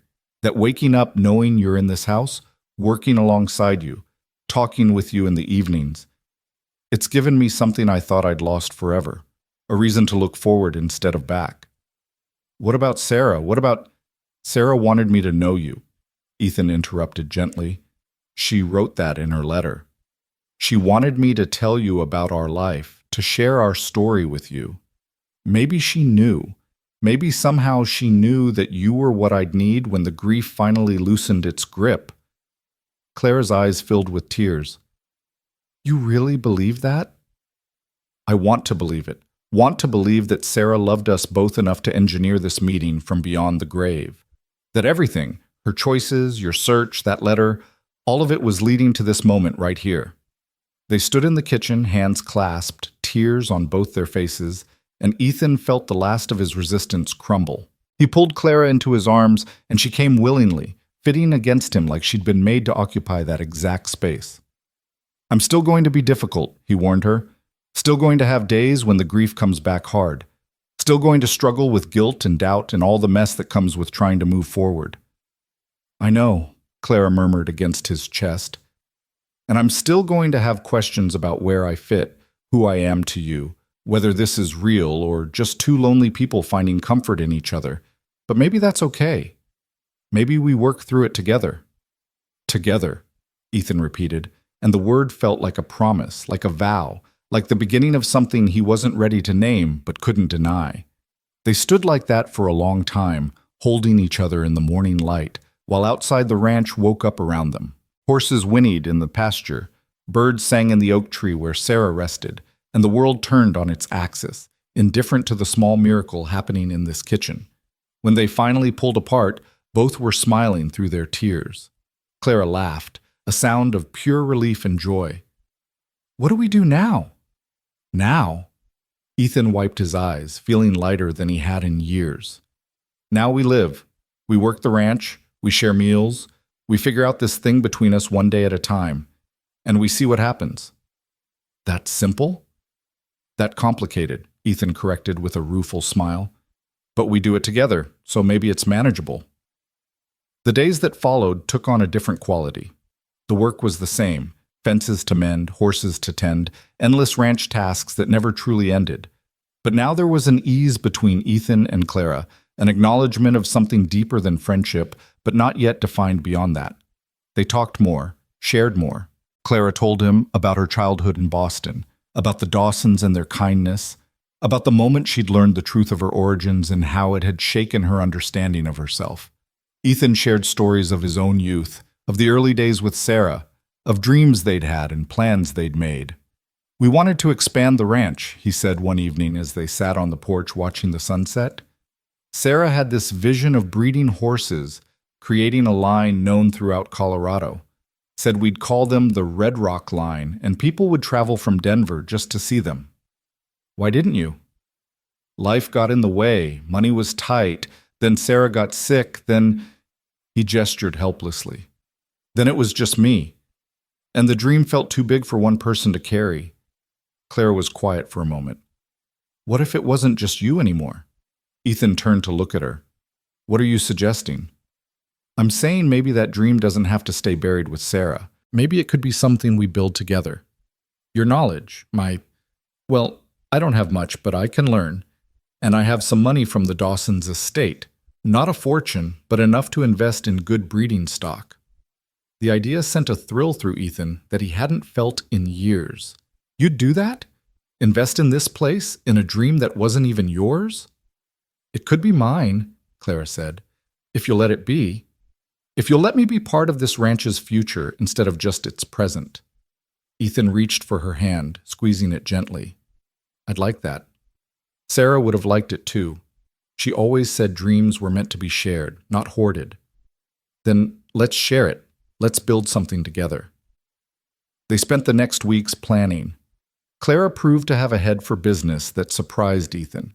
She could calculate costs and profits with an ease that spoke of good education and natural aptitude. Together they researched breeding programs, corresponded with horse traders, and began to envision what Red Rock Ranch could become. But it wasn't all work and planning. There were moments of simple pleasure too. Evening rides across the property, Clara's laughter echoing across the hills when her horse spooked at a rabbit. Quiet mornings sharing coffee on the porch. Nights sitting by the fire while Ethan read aloud from books Sarah had loved, sharing her favorite passages with Clara like gifts from the past. And through it all, the thing between them grew. Unnamed, undefined, but undeniably real. Touches that lingered a moment too long. glances that held more meaning than words, a growing awareness of each other that was both comfortable and charged with possibility. 2 months after Clara's arrival, Tom Brennan came by with his wife Martha, ostensibly to discuss ranch business, but really to satisfy Martha's curiosity about the mysterious woman who'd taken up residence at the McCrae place. Ethan introduced Clara simply as a family friend, which was true enough, if incomplete. Martha, a sharp-eyed woman who'd known Sarah well, looked between them with obvious speculation. "Family friend," she repeated, her tone suggesting she didn't quite believe it. "Well, it's good to see Ethan has company again. This place was too quiet for too long." Over coffee and cake, Clara had become an excellent baker in her time at the ranch. Martha's natural warmth won out over her nosiness. She and Clara fell into easy conversation about everything from recipes to the challenges of ranch life.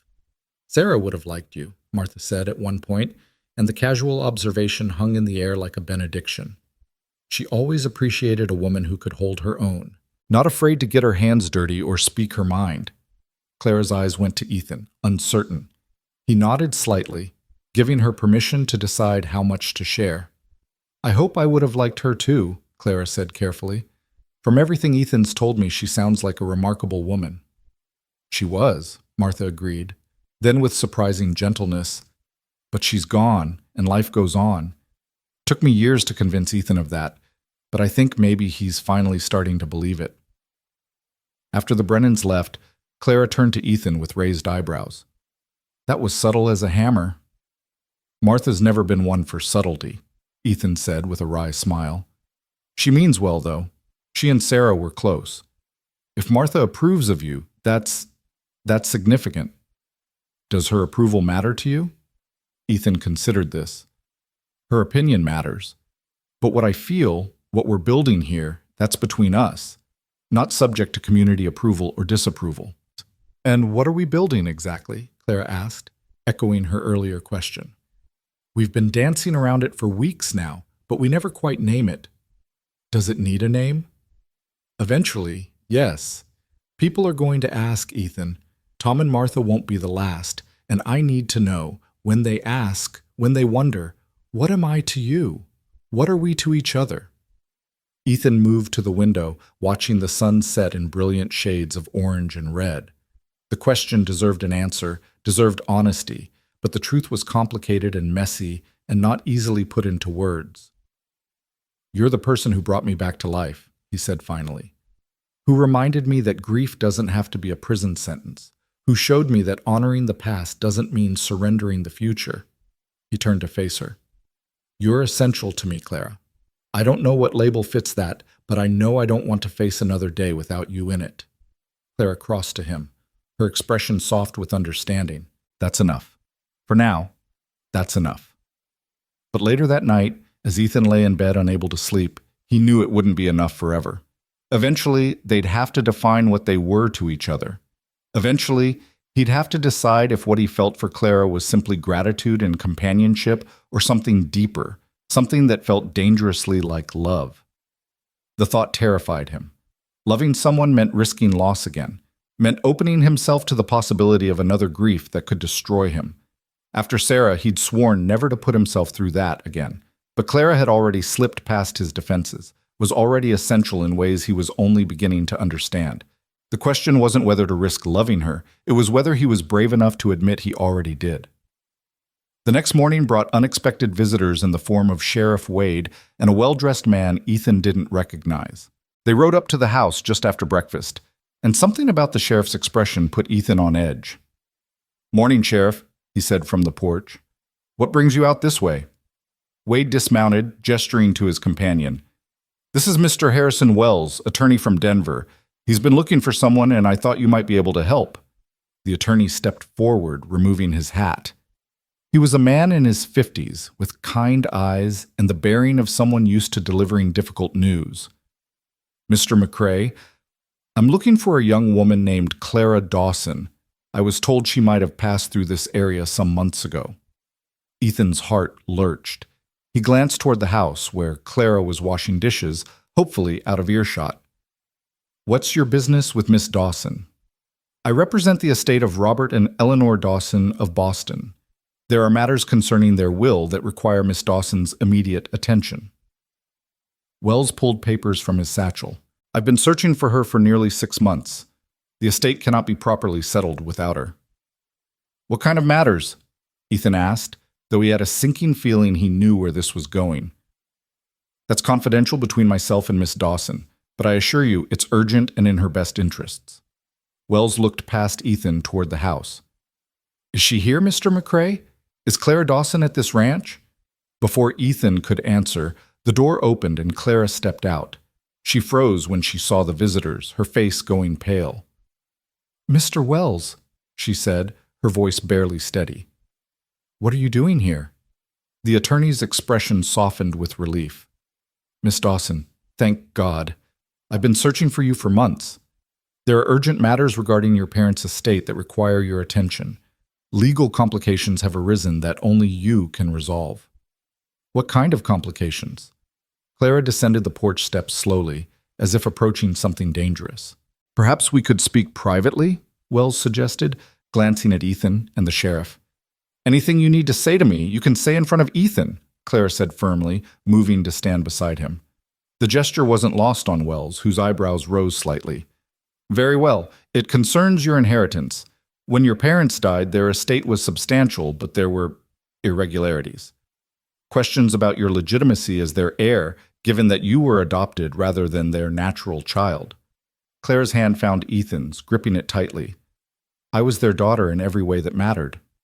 I don't dispute that, Miss Dawson. But there are distant relatives contesting the will.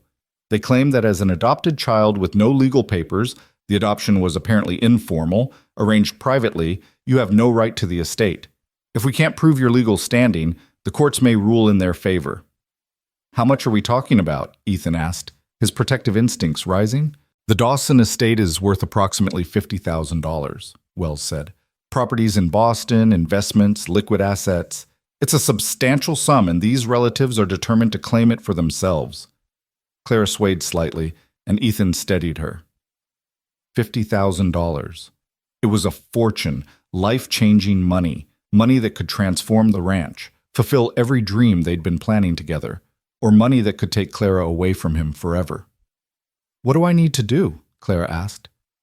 You need to come to Denver immediately. There's a hearing scheduled in 2 weeks. If you're not present to defend your claim, the court will rule in favor of the relatives by default. Wells's expression was apologetic. I'm sorry, Miss Dawson. I know this is unexpected, but your presence is absolutely essential. Clara turned to Ethan, her eyes wide with conflicting emotions. Fear, determination, and something that looked like grief. I have to go. I know, Ethan said, though the words felt like they were tearing him apart. I know you do. But I'll come back after the hearing, after it's settled. I'll come back here, to the ranch, to you.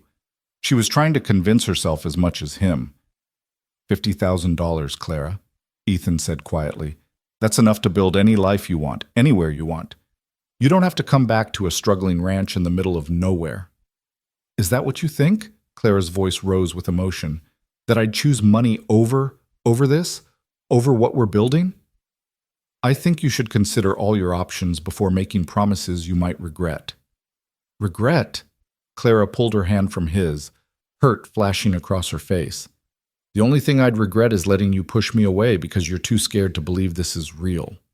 Sheriff Wade cleared his throat uncomfortably.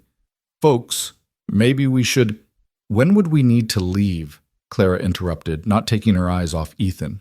Tomorrow morning would be ideal, Wells said. The journey to Denver takes 3 days by stage. That would give us time to prepare for the hearing. Then I'll be ready tomorrow morning. Clara's jaw was set with determination. But I'm coming back. Whether you believe it or not, Ethan, I'm coming back. She turned and walked into the house, her spine straight, leaving Ethan standing with the sheriff and the attorney. Wells looked between Ethan and the house with new understanding. She means something to you, he observed. Everything, Ethan admitted roughly. She means everything. Then you should trust her, Wells said gently. In my experience, women like Clara Dawson don't make promises they don't intend to keep. After the visitors left with assurances that they'd return in the morning to collect Clara, Ethan found her in the sewing room, packing her few belongings into the same satchel she'd arrived with. She didn't look up when he entered. "Clara, don't," she said, her voice tight. "Don't tell me I should take the money and start over somewhere else. Don't suggest that what we have here isn't worth coming back to. And don't you dare imply that I'm too young or naive to know my own heart." "That's not what I was going to say." "Then what?" Clara finally looked at him, tears streaming down her face. "What were you going to say, Ethan? Because from where I'm standing, it feels like you're trying to give me permission to leave. Like you're already saying goodbye." Ethan crossed to her, taking her shoulders in his hands. "I'm scared," he admitted. "Scared that once you're back in civilization, back in the world you came from, you'll realize this was just a temporary escape, that I'm just a broken man living in the past, and you deserve so much more." "You're not broken," Clara said fiercely. "You're healing, and yes, you honor your past, but you're not living in it anymore. You're here, with me, building something new. Don't you see that? I see that you have a chance at a real future. Money, opportunity, freedom to be whoever you want to be. I'd be selfish to ask you to give that up for this ranch. For me." Clara grabbed his face, forcing him to meet her eyes. "You're not asking. I'm choosing. I choose this ranch. I choose the life we're planning together. I choose you, Ethan. And nothing in Denver is going to change that." "How can you be so sure?" "Because I love you," Clara said, the words tumbling out like they'd been held back too long. "I love you, and I'm not going to let fear or distance or any amount of money change that." Ethan felt like he'd been struck by lightning. "Clara, I know it's too soon. I know it's complicated. I know Sarah was your wife, and I'm just someone who wandered into your life carrying a letter. But I love you anyway. Have loved you, I think, since that first day when you opened that envelope with shaking hands and let me see your grief instead of hiding it." "You're not just someone," Ethan said hoarsely. He struggled to find words adequate to what he felt. "You're the miracle I stopped believing in. The second chance I didn't think I deserved. You're Clara, and you're—" He couldn't finish. Couldn't articulate the tangle of emotions in his chest, so instead he did something he'd been wanting to do for weeks. He leaned down and kissed her. Clara gasped against his mouth, then kissed him back with equal fervor. It was tender and desperate all at once, a kiss that tasted of tears and hope and promises neither of them had quite dared to speak aloud. When they broke apart, both breathing hard, Ethan rested his forehead against hers. "I love you too," he whispered. "God help me. I love you too." Clara's laugh was half sob. "Then trust me. Trust that I know what I want. Trust that I'll come back to you." "I'll try," Ethan promised. "But Clara, if you get to Denver and decide you want a different life, if that money opens doors you can't walk away from, I'll understand. I won't hold you to this moment." "I'm holding myself to it," Clara said. "This moment, this promise, this love, it's mine to keep or break, and I choose to keep it." They held each other as the sun set outside the window, knowing that tomorrow would bring separation, but believing, choosing to believe, that it would only be temporary. That night they sat together late into the evening, not wanting to waste a moment of their last hours together. Ethan told Clara everything he could think of about managing the ranch in case anything went wrong while she was gone. Clara made him promise to eat properly, to not retreat into isolation, to remember that she was coming back. 2 weeks, she said. 3 at most. The hearing will resolve everything, and then I'm on the first stage back to Red Rock. What if the relatives win? Ethan asked. What if you lose everything? Clara smiled. Then I come back with nothing but what I'm carrying, same as I arrived, and we build our future from that together. You make it sound simple. Love is simple. It's everything else that's complicated. In the morning, Clara was packed and ready when Wells arrived with the stage. The ranch hands Ethan had hired years ago, but rarely saw anymore, had gathered to see her off, curious about the woman who'd transformed their boss from a ghost into a living man again. Ethan carried her satchel to the stage, his heart heavy with impending loss. At the door, Clara turned to him one last time. 3 weeks, she promised. I'll be back in 3 weeks. I'll be counting the days, Ethan said. She kissed him then, in front of Wells and the driver and the ranch hands. a kiss that left no doubt about what they meant to each other. When she pulled back, her eyes were shining with tears and determination. "I love you, Ethan McCrae, and I'm coming back to marry you if you'll have me." Ethan's heart stopped. "Clara, think about it while I'm gone," she said, climbing into the stage. "Think about making this official, making me your wife, making this ranch our home, making a future together that honors the past without being imprisoned by it." Before he could respond, the driver snapped the reins and the stage lurched forward. Ethan stood watching until it disappeared over the ridge, Clara's face visible in the window until the very last moment. Then he was alone again. But this time, the loneliness was different. This time, it came with a promise attached. This time, he had something to wait for beyond just the next day's sun. He walked back to this house, his steps heavy, but his heart oddly light. Inside, everything reminded him of Clara, the dress she'd worn yesterday draped over a chair, the book she'd been reading on the table, her scent still lingering in the air. On his pillow, he found a note in her careful handwriting. "Ethan, I meant every word. I love you, I'm coming back, and I want to spend my life with you. Whatever the Denver hearing brings, whatever the future holds, my place is here, with you. 3 weeks. Count them with me. All my love, Clara P.S." I think Sarah would approve. In fact, I'm certain of it. Ethan sat on the bed, the note pressed to his chest, and let himself feel everything he'd been holding back. Love, hope, fear, anticipation, grief for Sarah mingled with joy for Clara. All of it, the beautiful mess of being human and alive and daring to hope again. 3 weeks. He could survive 3 weeks. And when Clara came back, because she would come back, he had to believe that, he'd have an answer ready to her proposal. Yes. Yes to marriage, yes to a future together, yes to building something new on the foundation of what was lost, yes to loving her with everything he had, even knowing the risk, yes to life.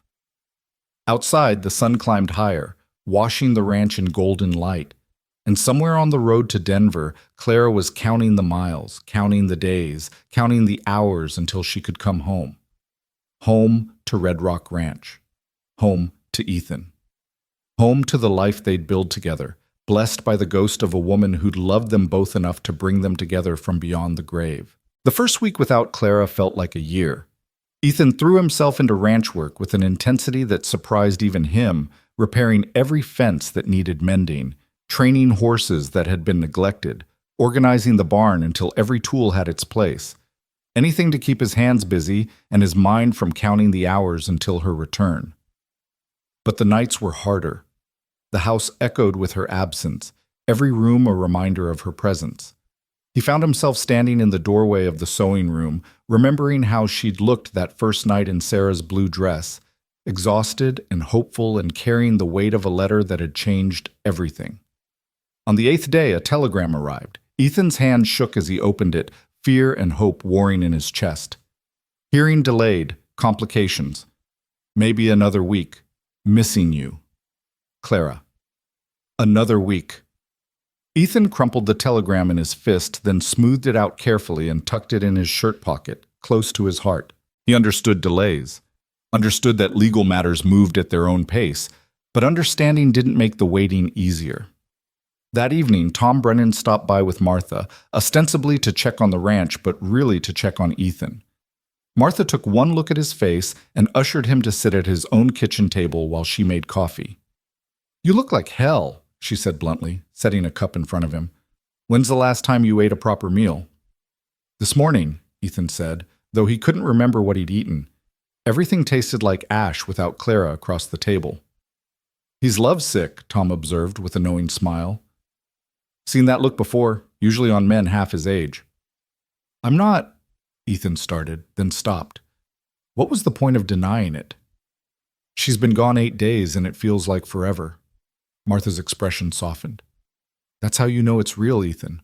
When their absence creates a hole nothing else can fill." "I felt that way when Sarah died," Ethan said quietly. "That hole that nothing could fill. I don't know if I can survive that kind of loss again." "You won't have to," Martha said with surprising certainty. "Clara's coming back. Anyone with eyes could see how that girl looks at you, like you hung the moon and stars just for her." Unless Denver changes her mind, unless she gets there and realizes she belongs in that world, not on a dusty ranch in the middle of nowhere. Tom leaned forward, his expression serious. Ethan, I'm going to tell you something, and I want you to listen. That girl didn't travel 3 months across dangerous territory just to deliver a letter. She could have mailed it, could have hired someone.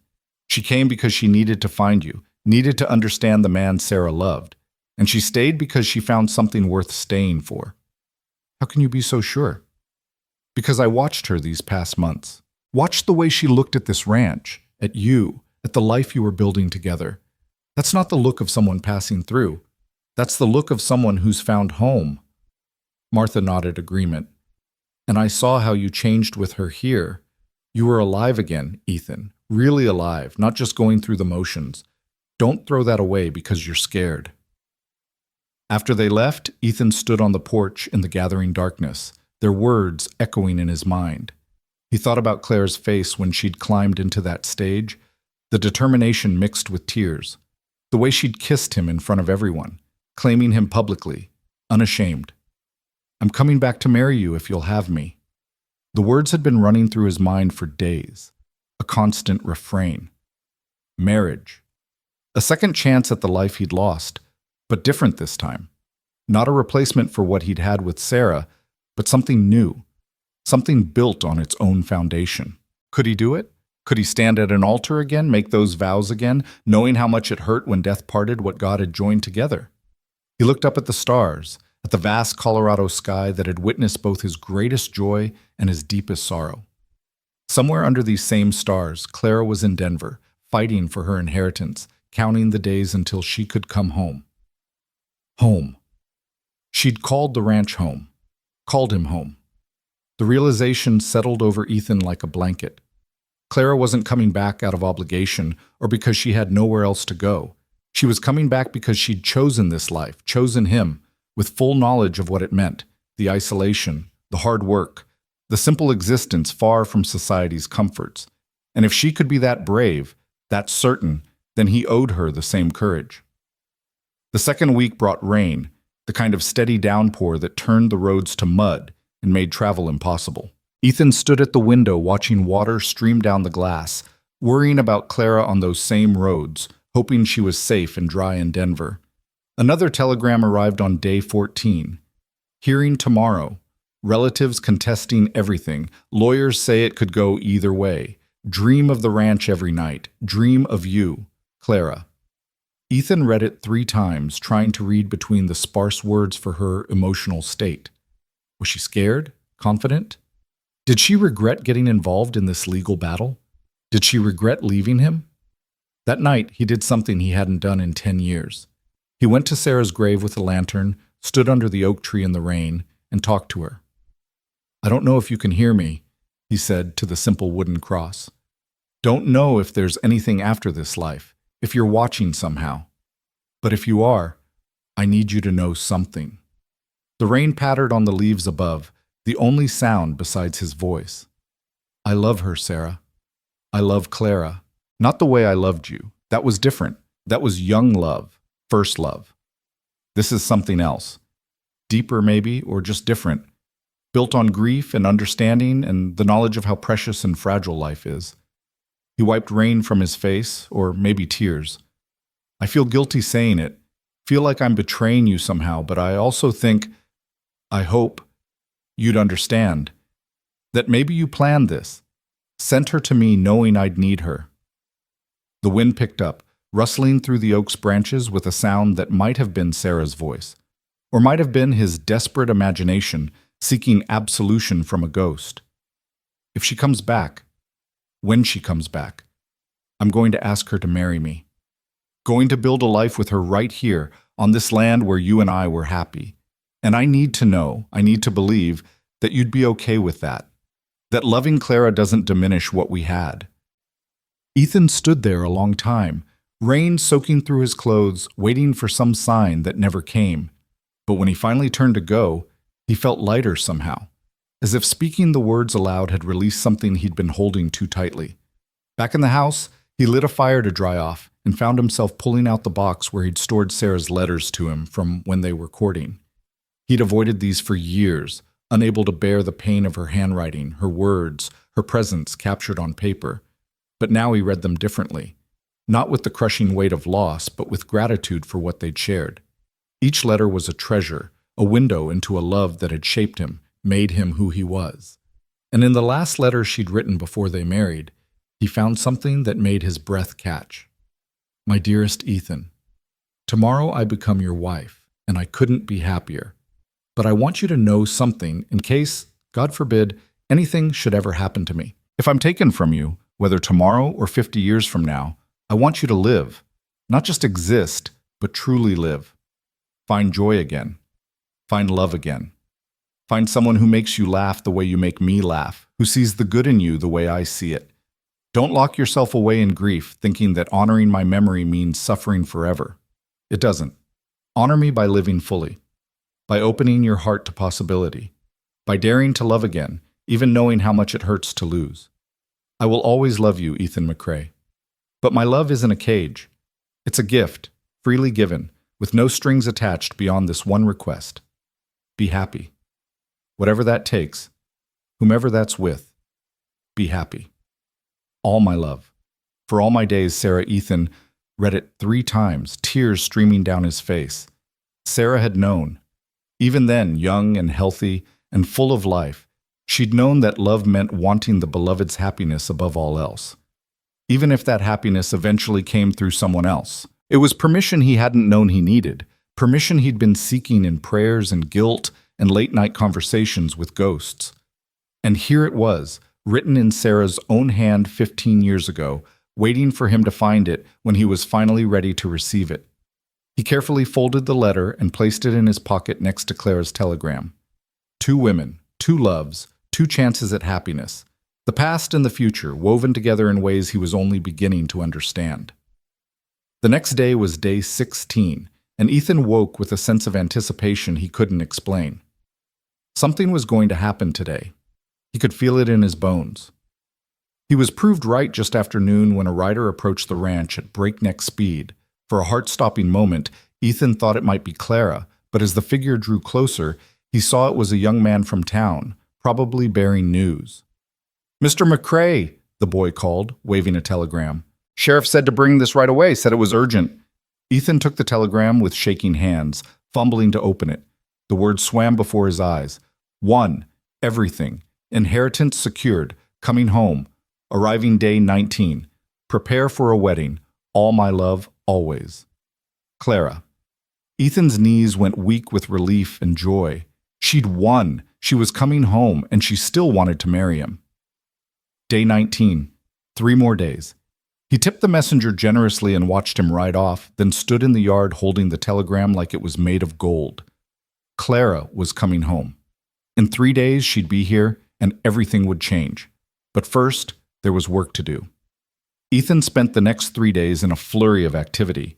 He cleaned the house from top to bottom, aired out rooms that hadn't been opened in years, and washed every dish and piece of laundry he could find. The ranch hands watched with amused curiosity as their usually solitary boss transformed into a man preparing for the most important arrival of his life.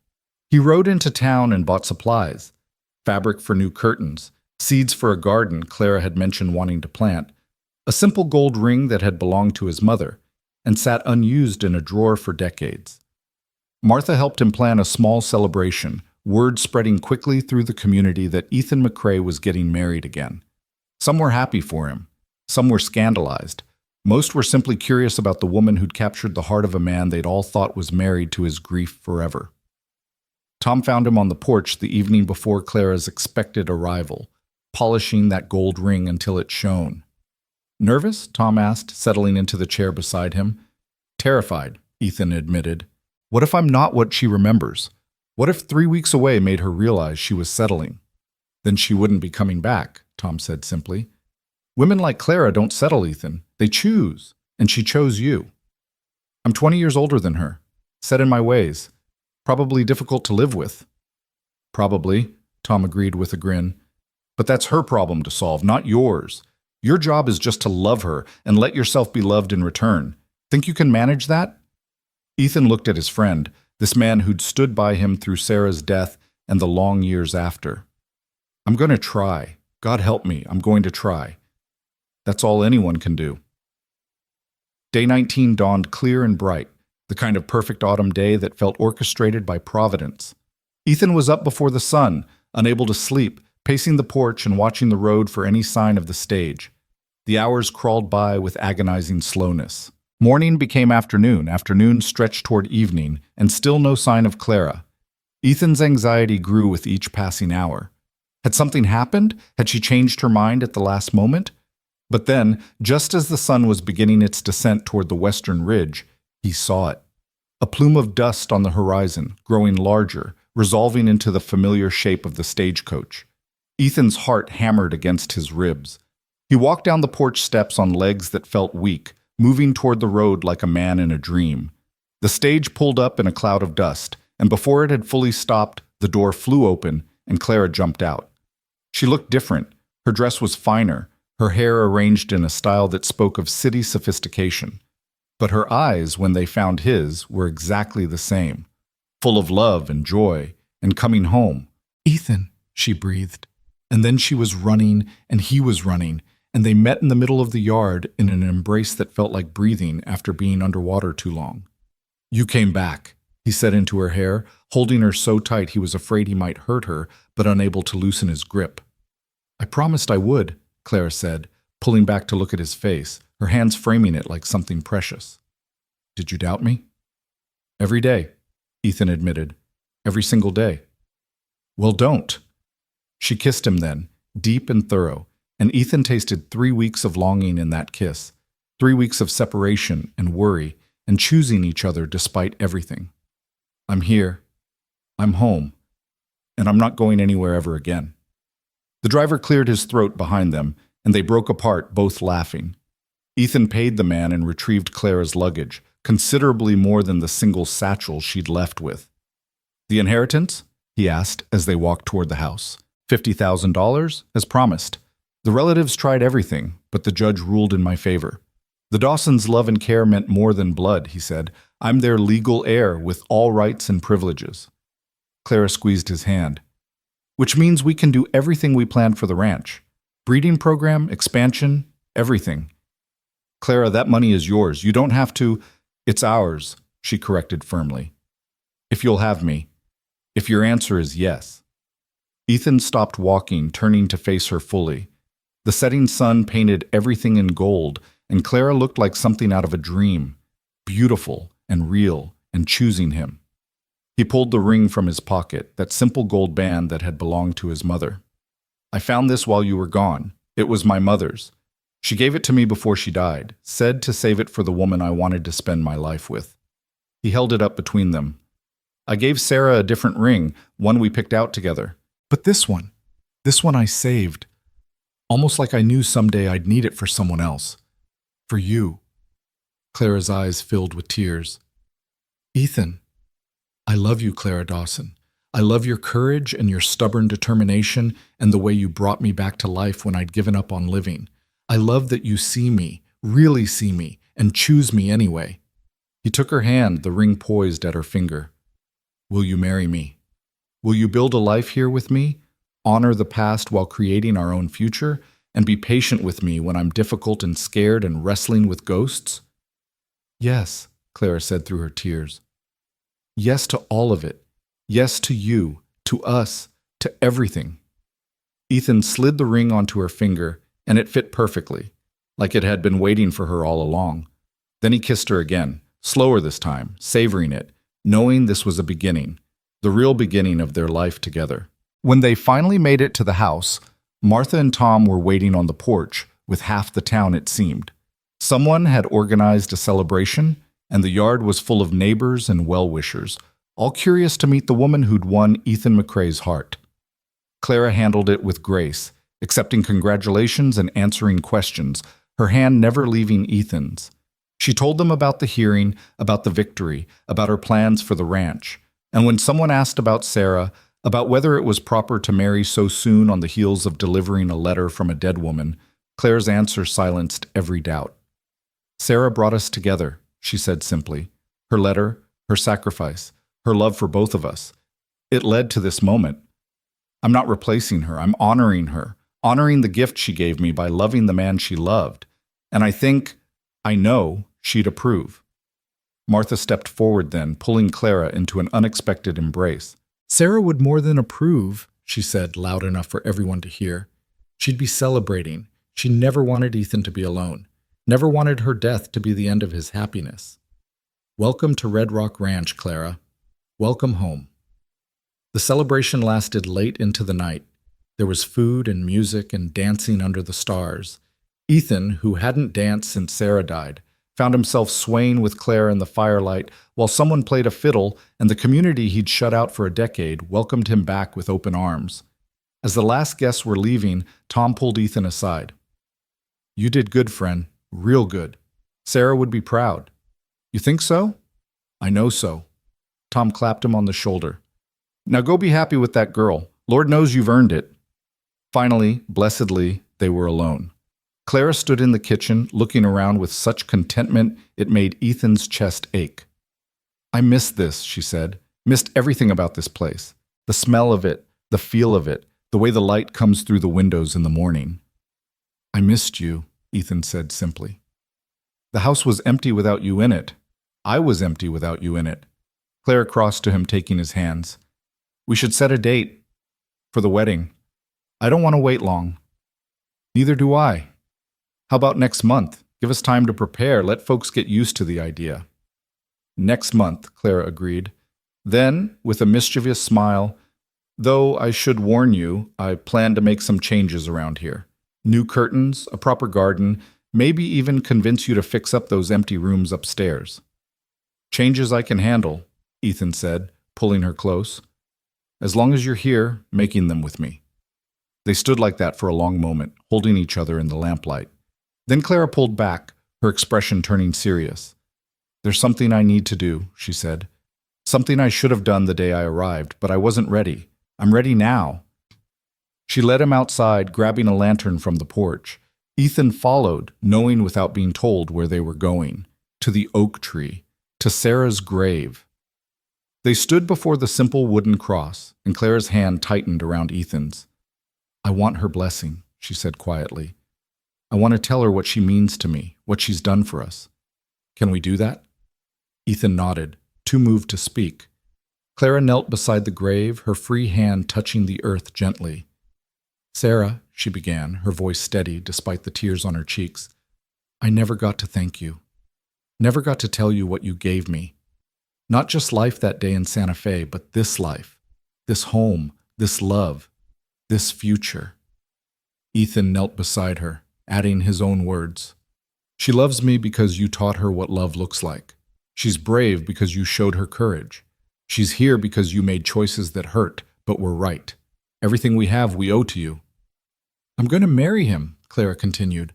Going to love him and build a life with him and honor the memory of what you two had. I'm going to make him happy, Sarah. I promise you that. And I believe, that wherever you are, you're happy too. Happy that we found each other, that your sacrifice led to this. They stayed there for a while, the two of them kneeling by Sarah's grave, speaking words of love and gratitude and promise.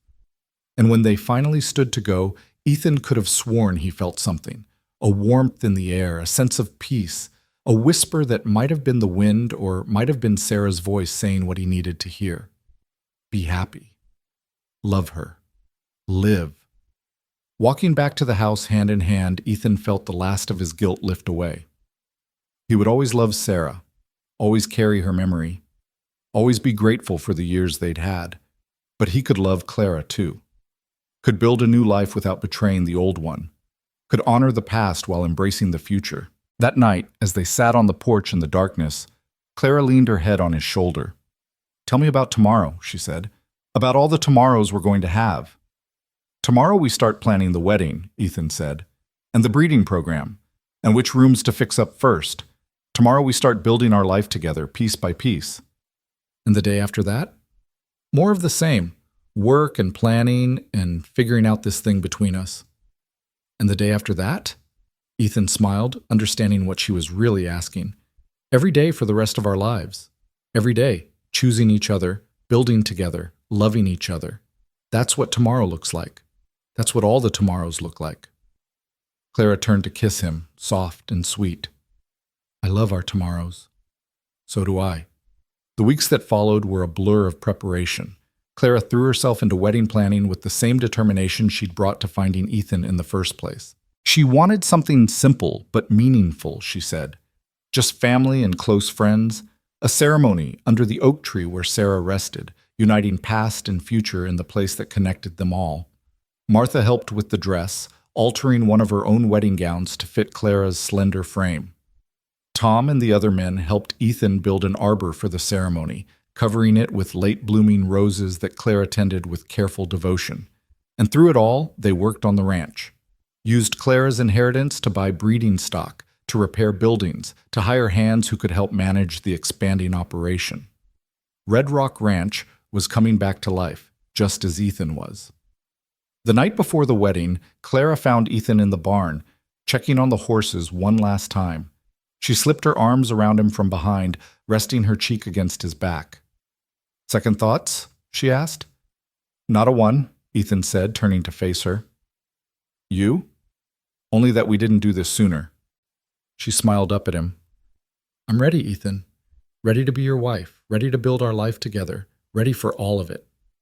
Even the hard parts, the days when I'm difficult, when the grief comes back, when I'm not the easiest man to love. Especially those parts, Clara said. Because love isn't just about the easy days. It's about choosing each other when it's hard, when it would be simpler to walk away. And I choose you, Ethan McCrae. Every day, for the rest of my life, I choose you.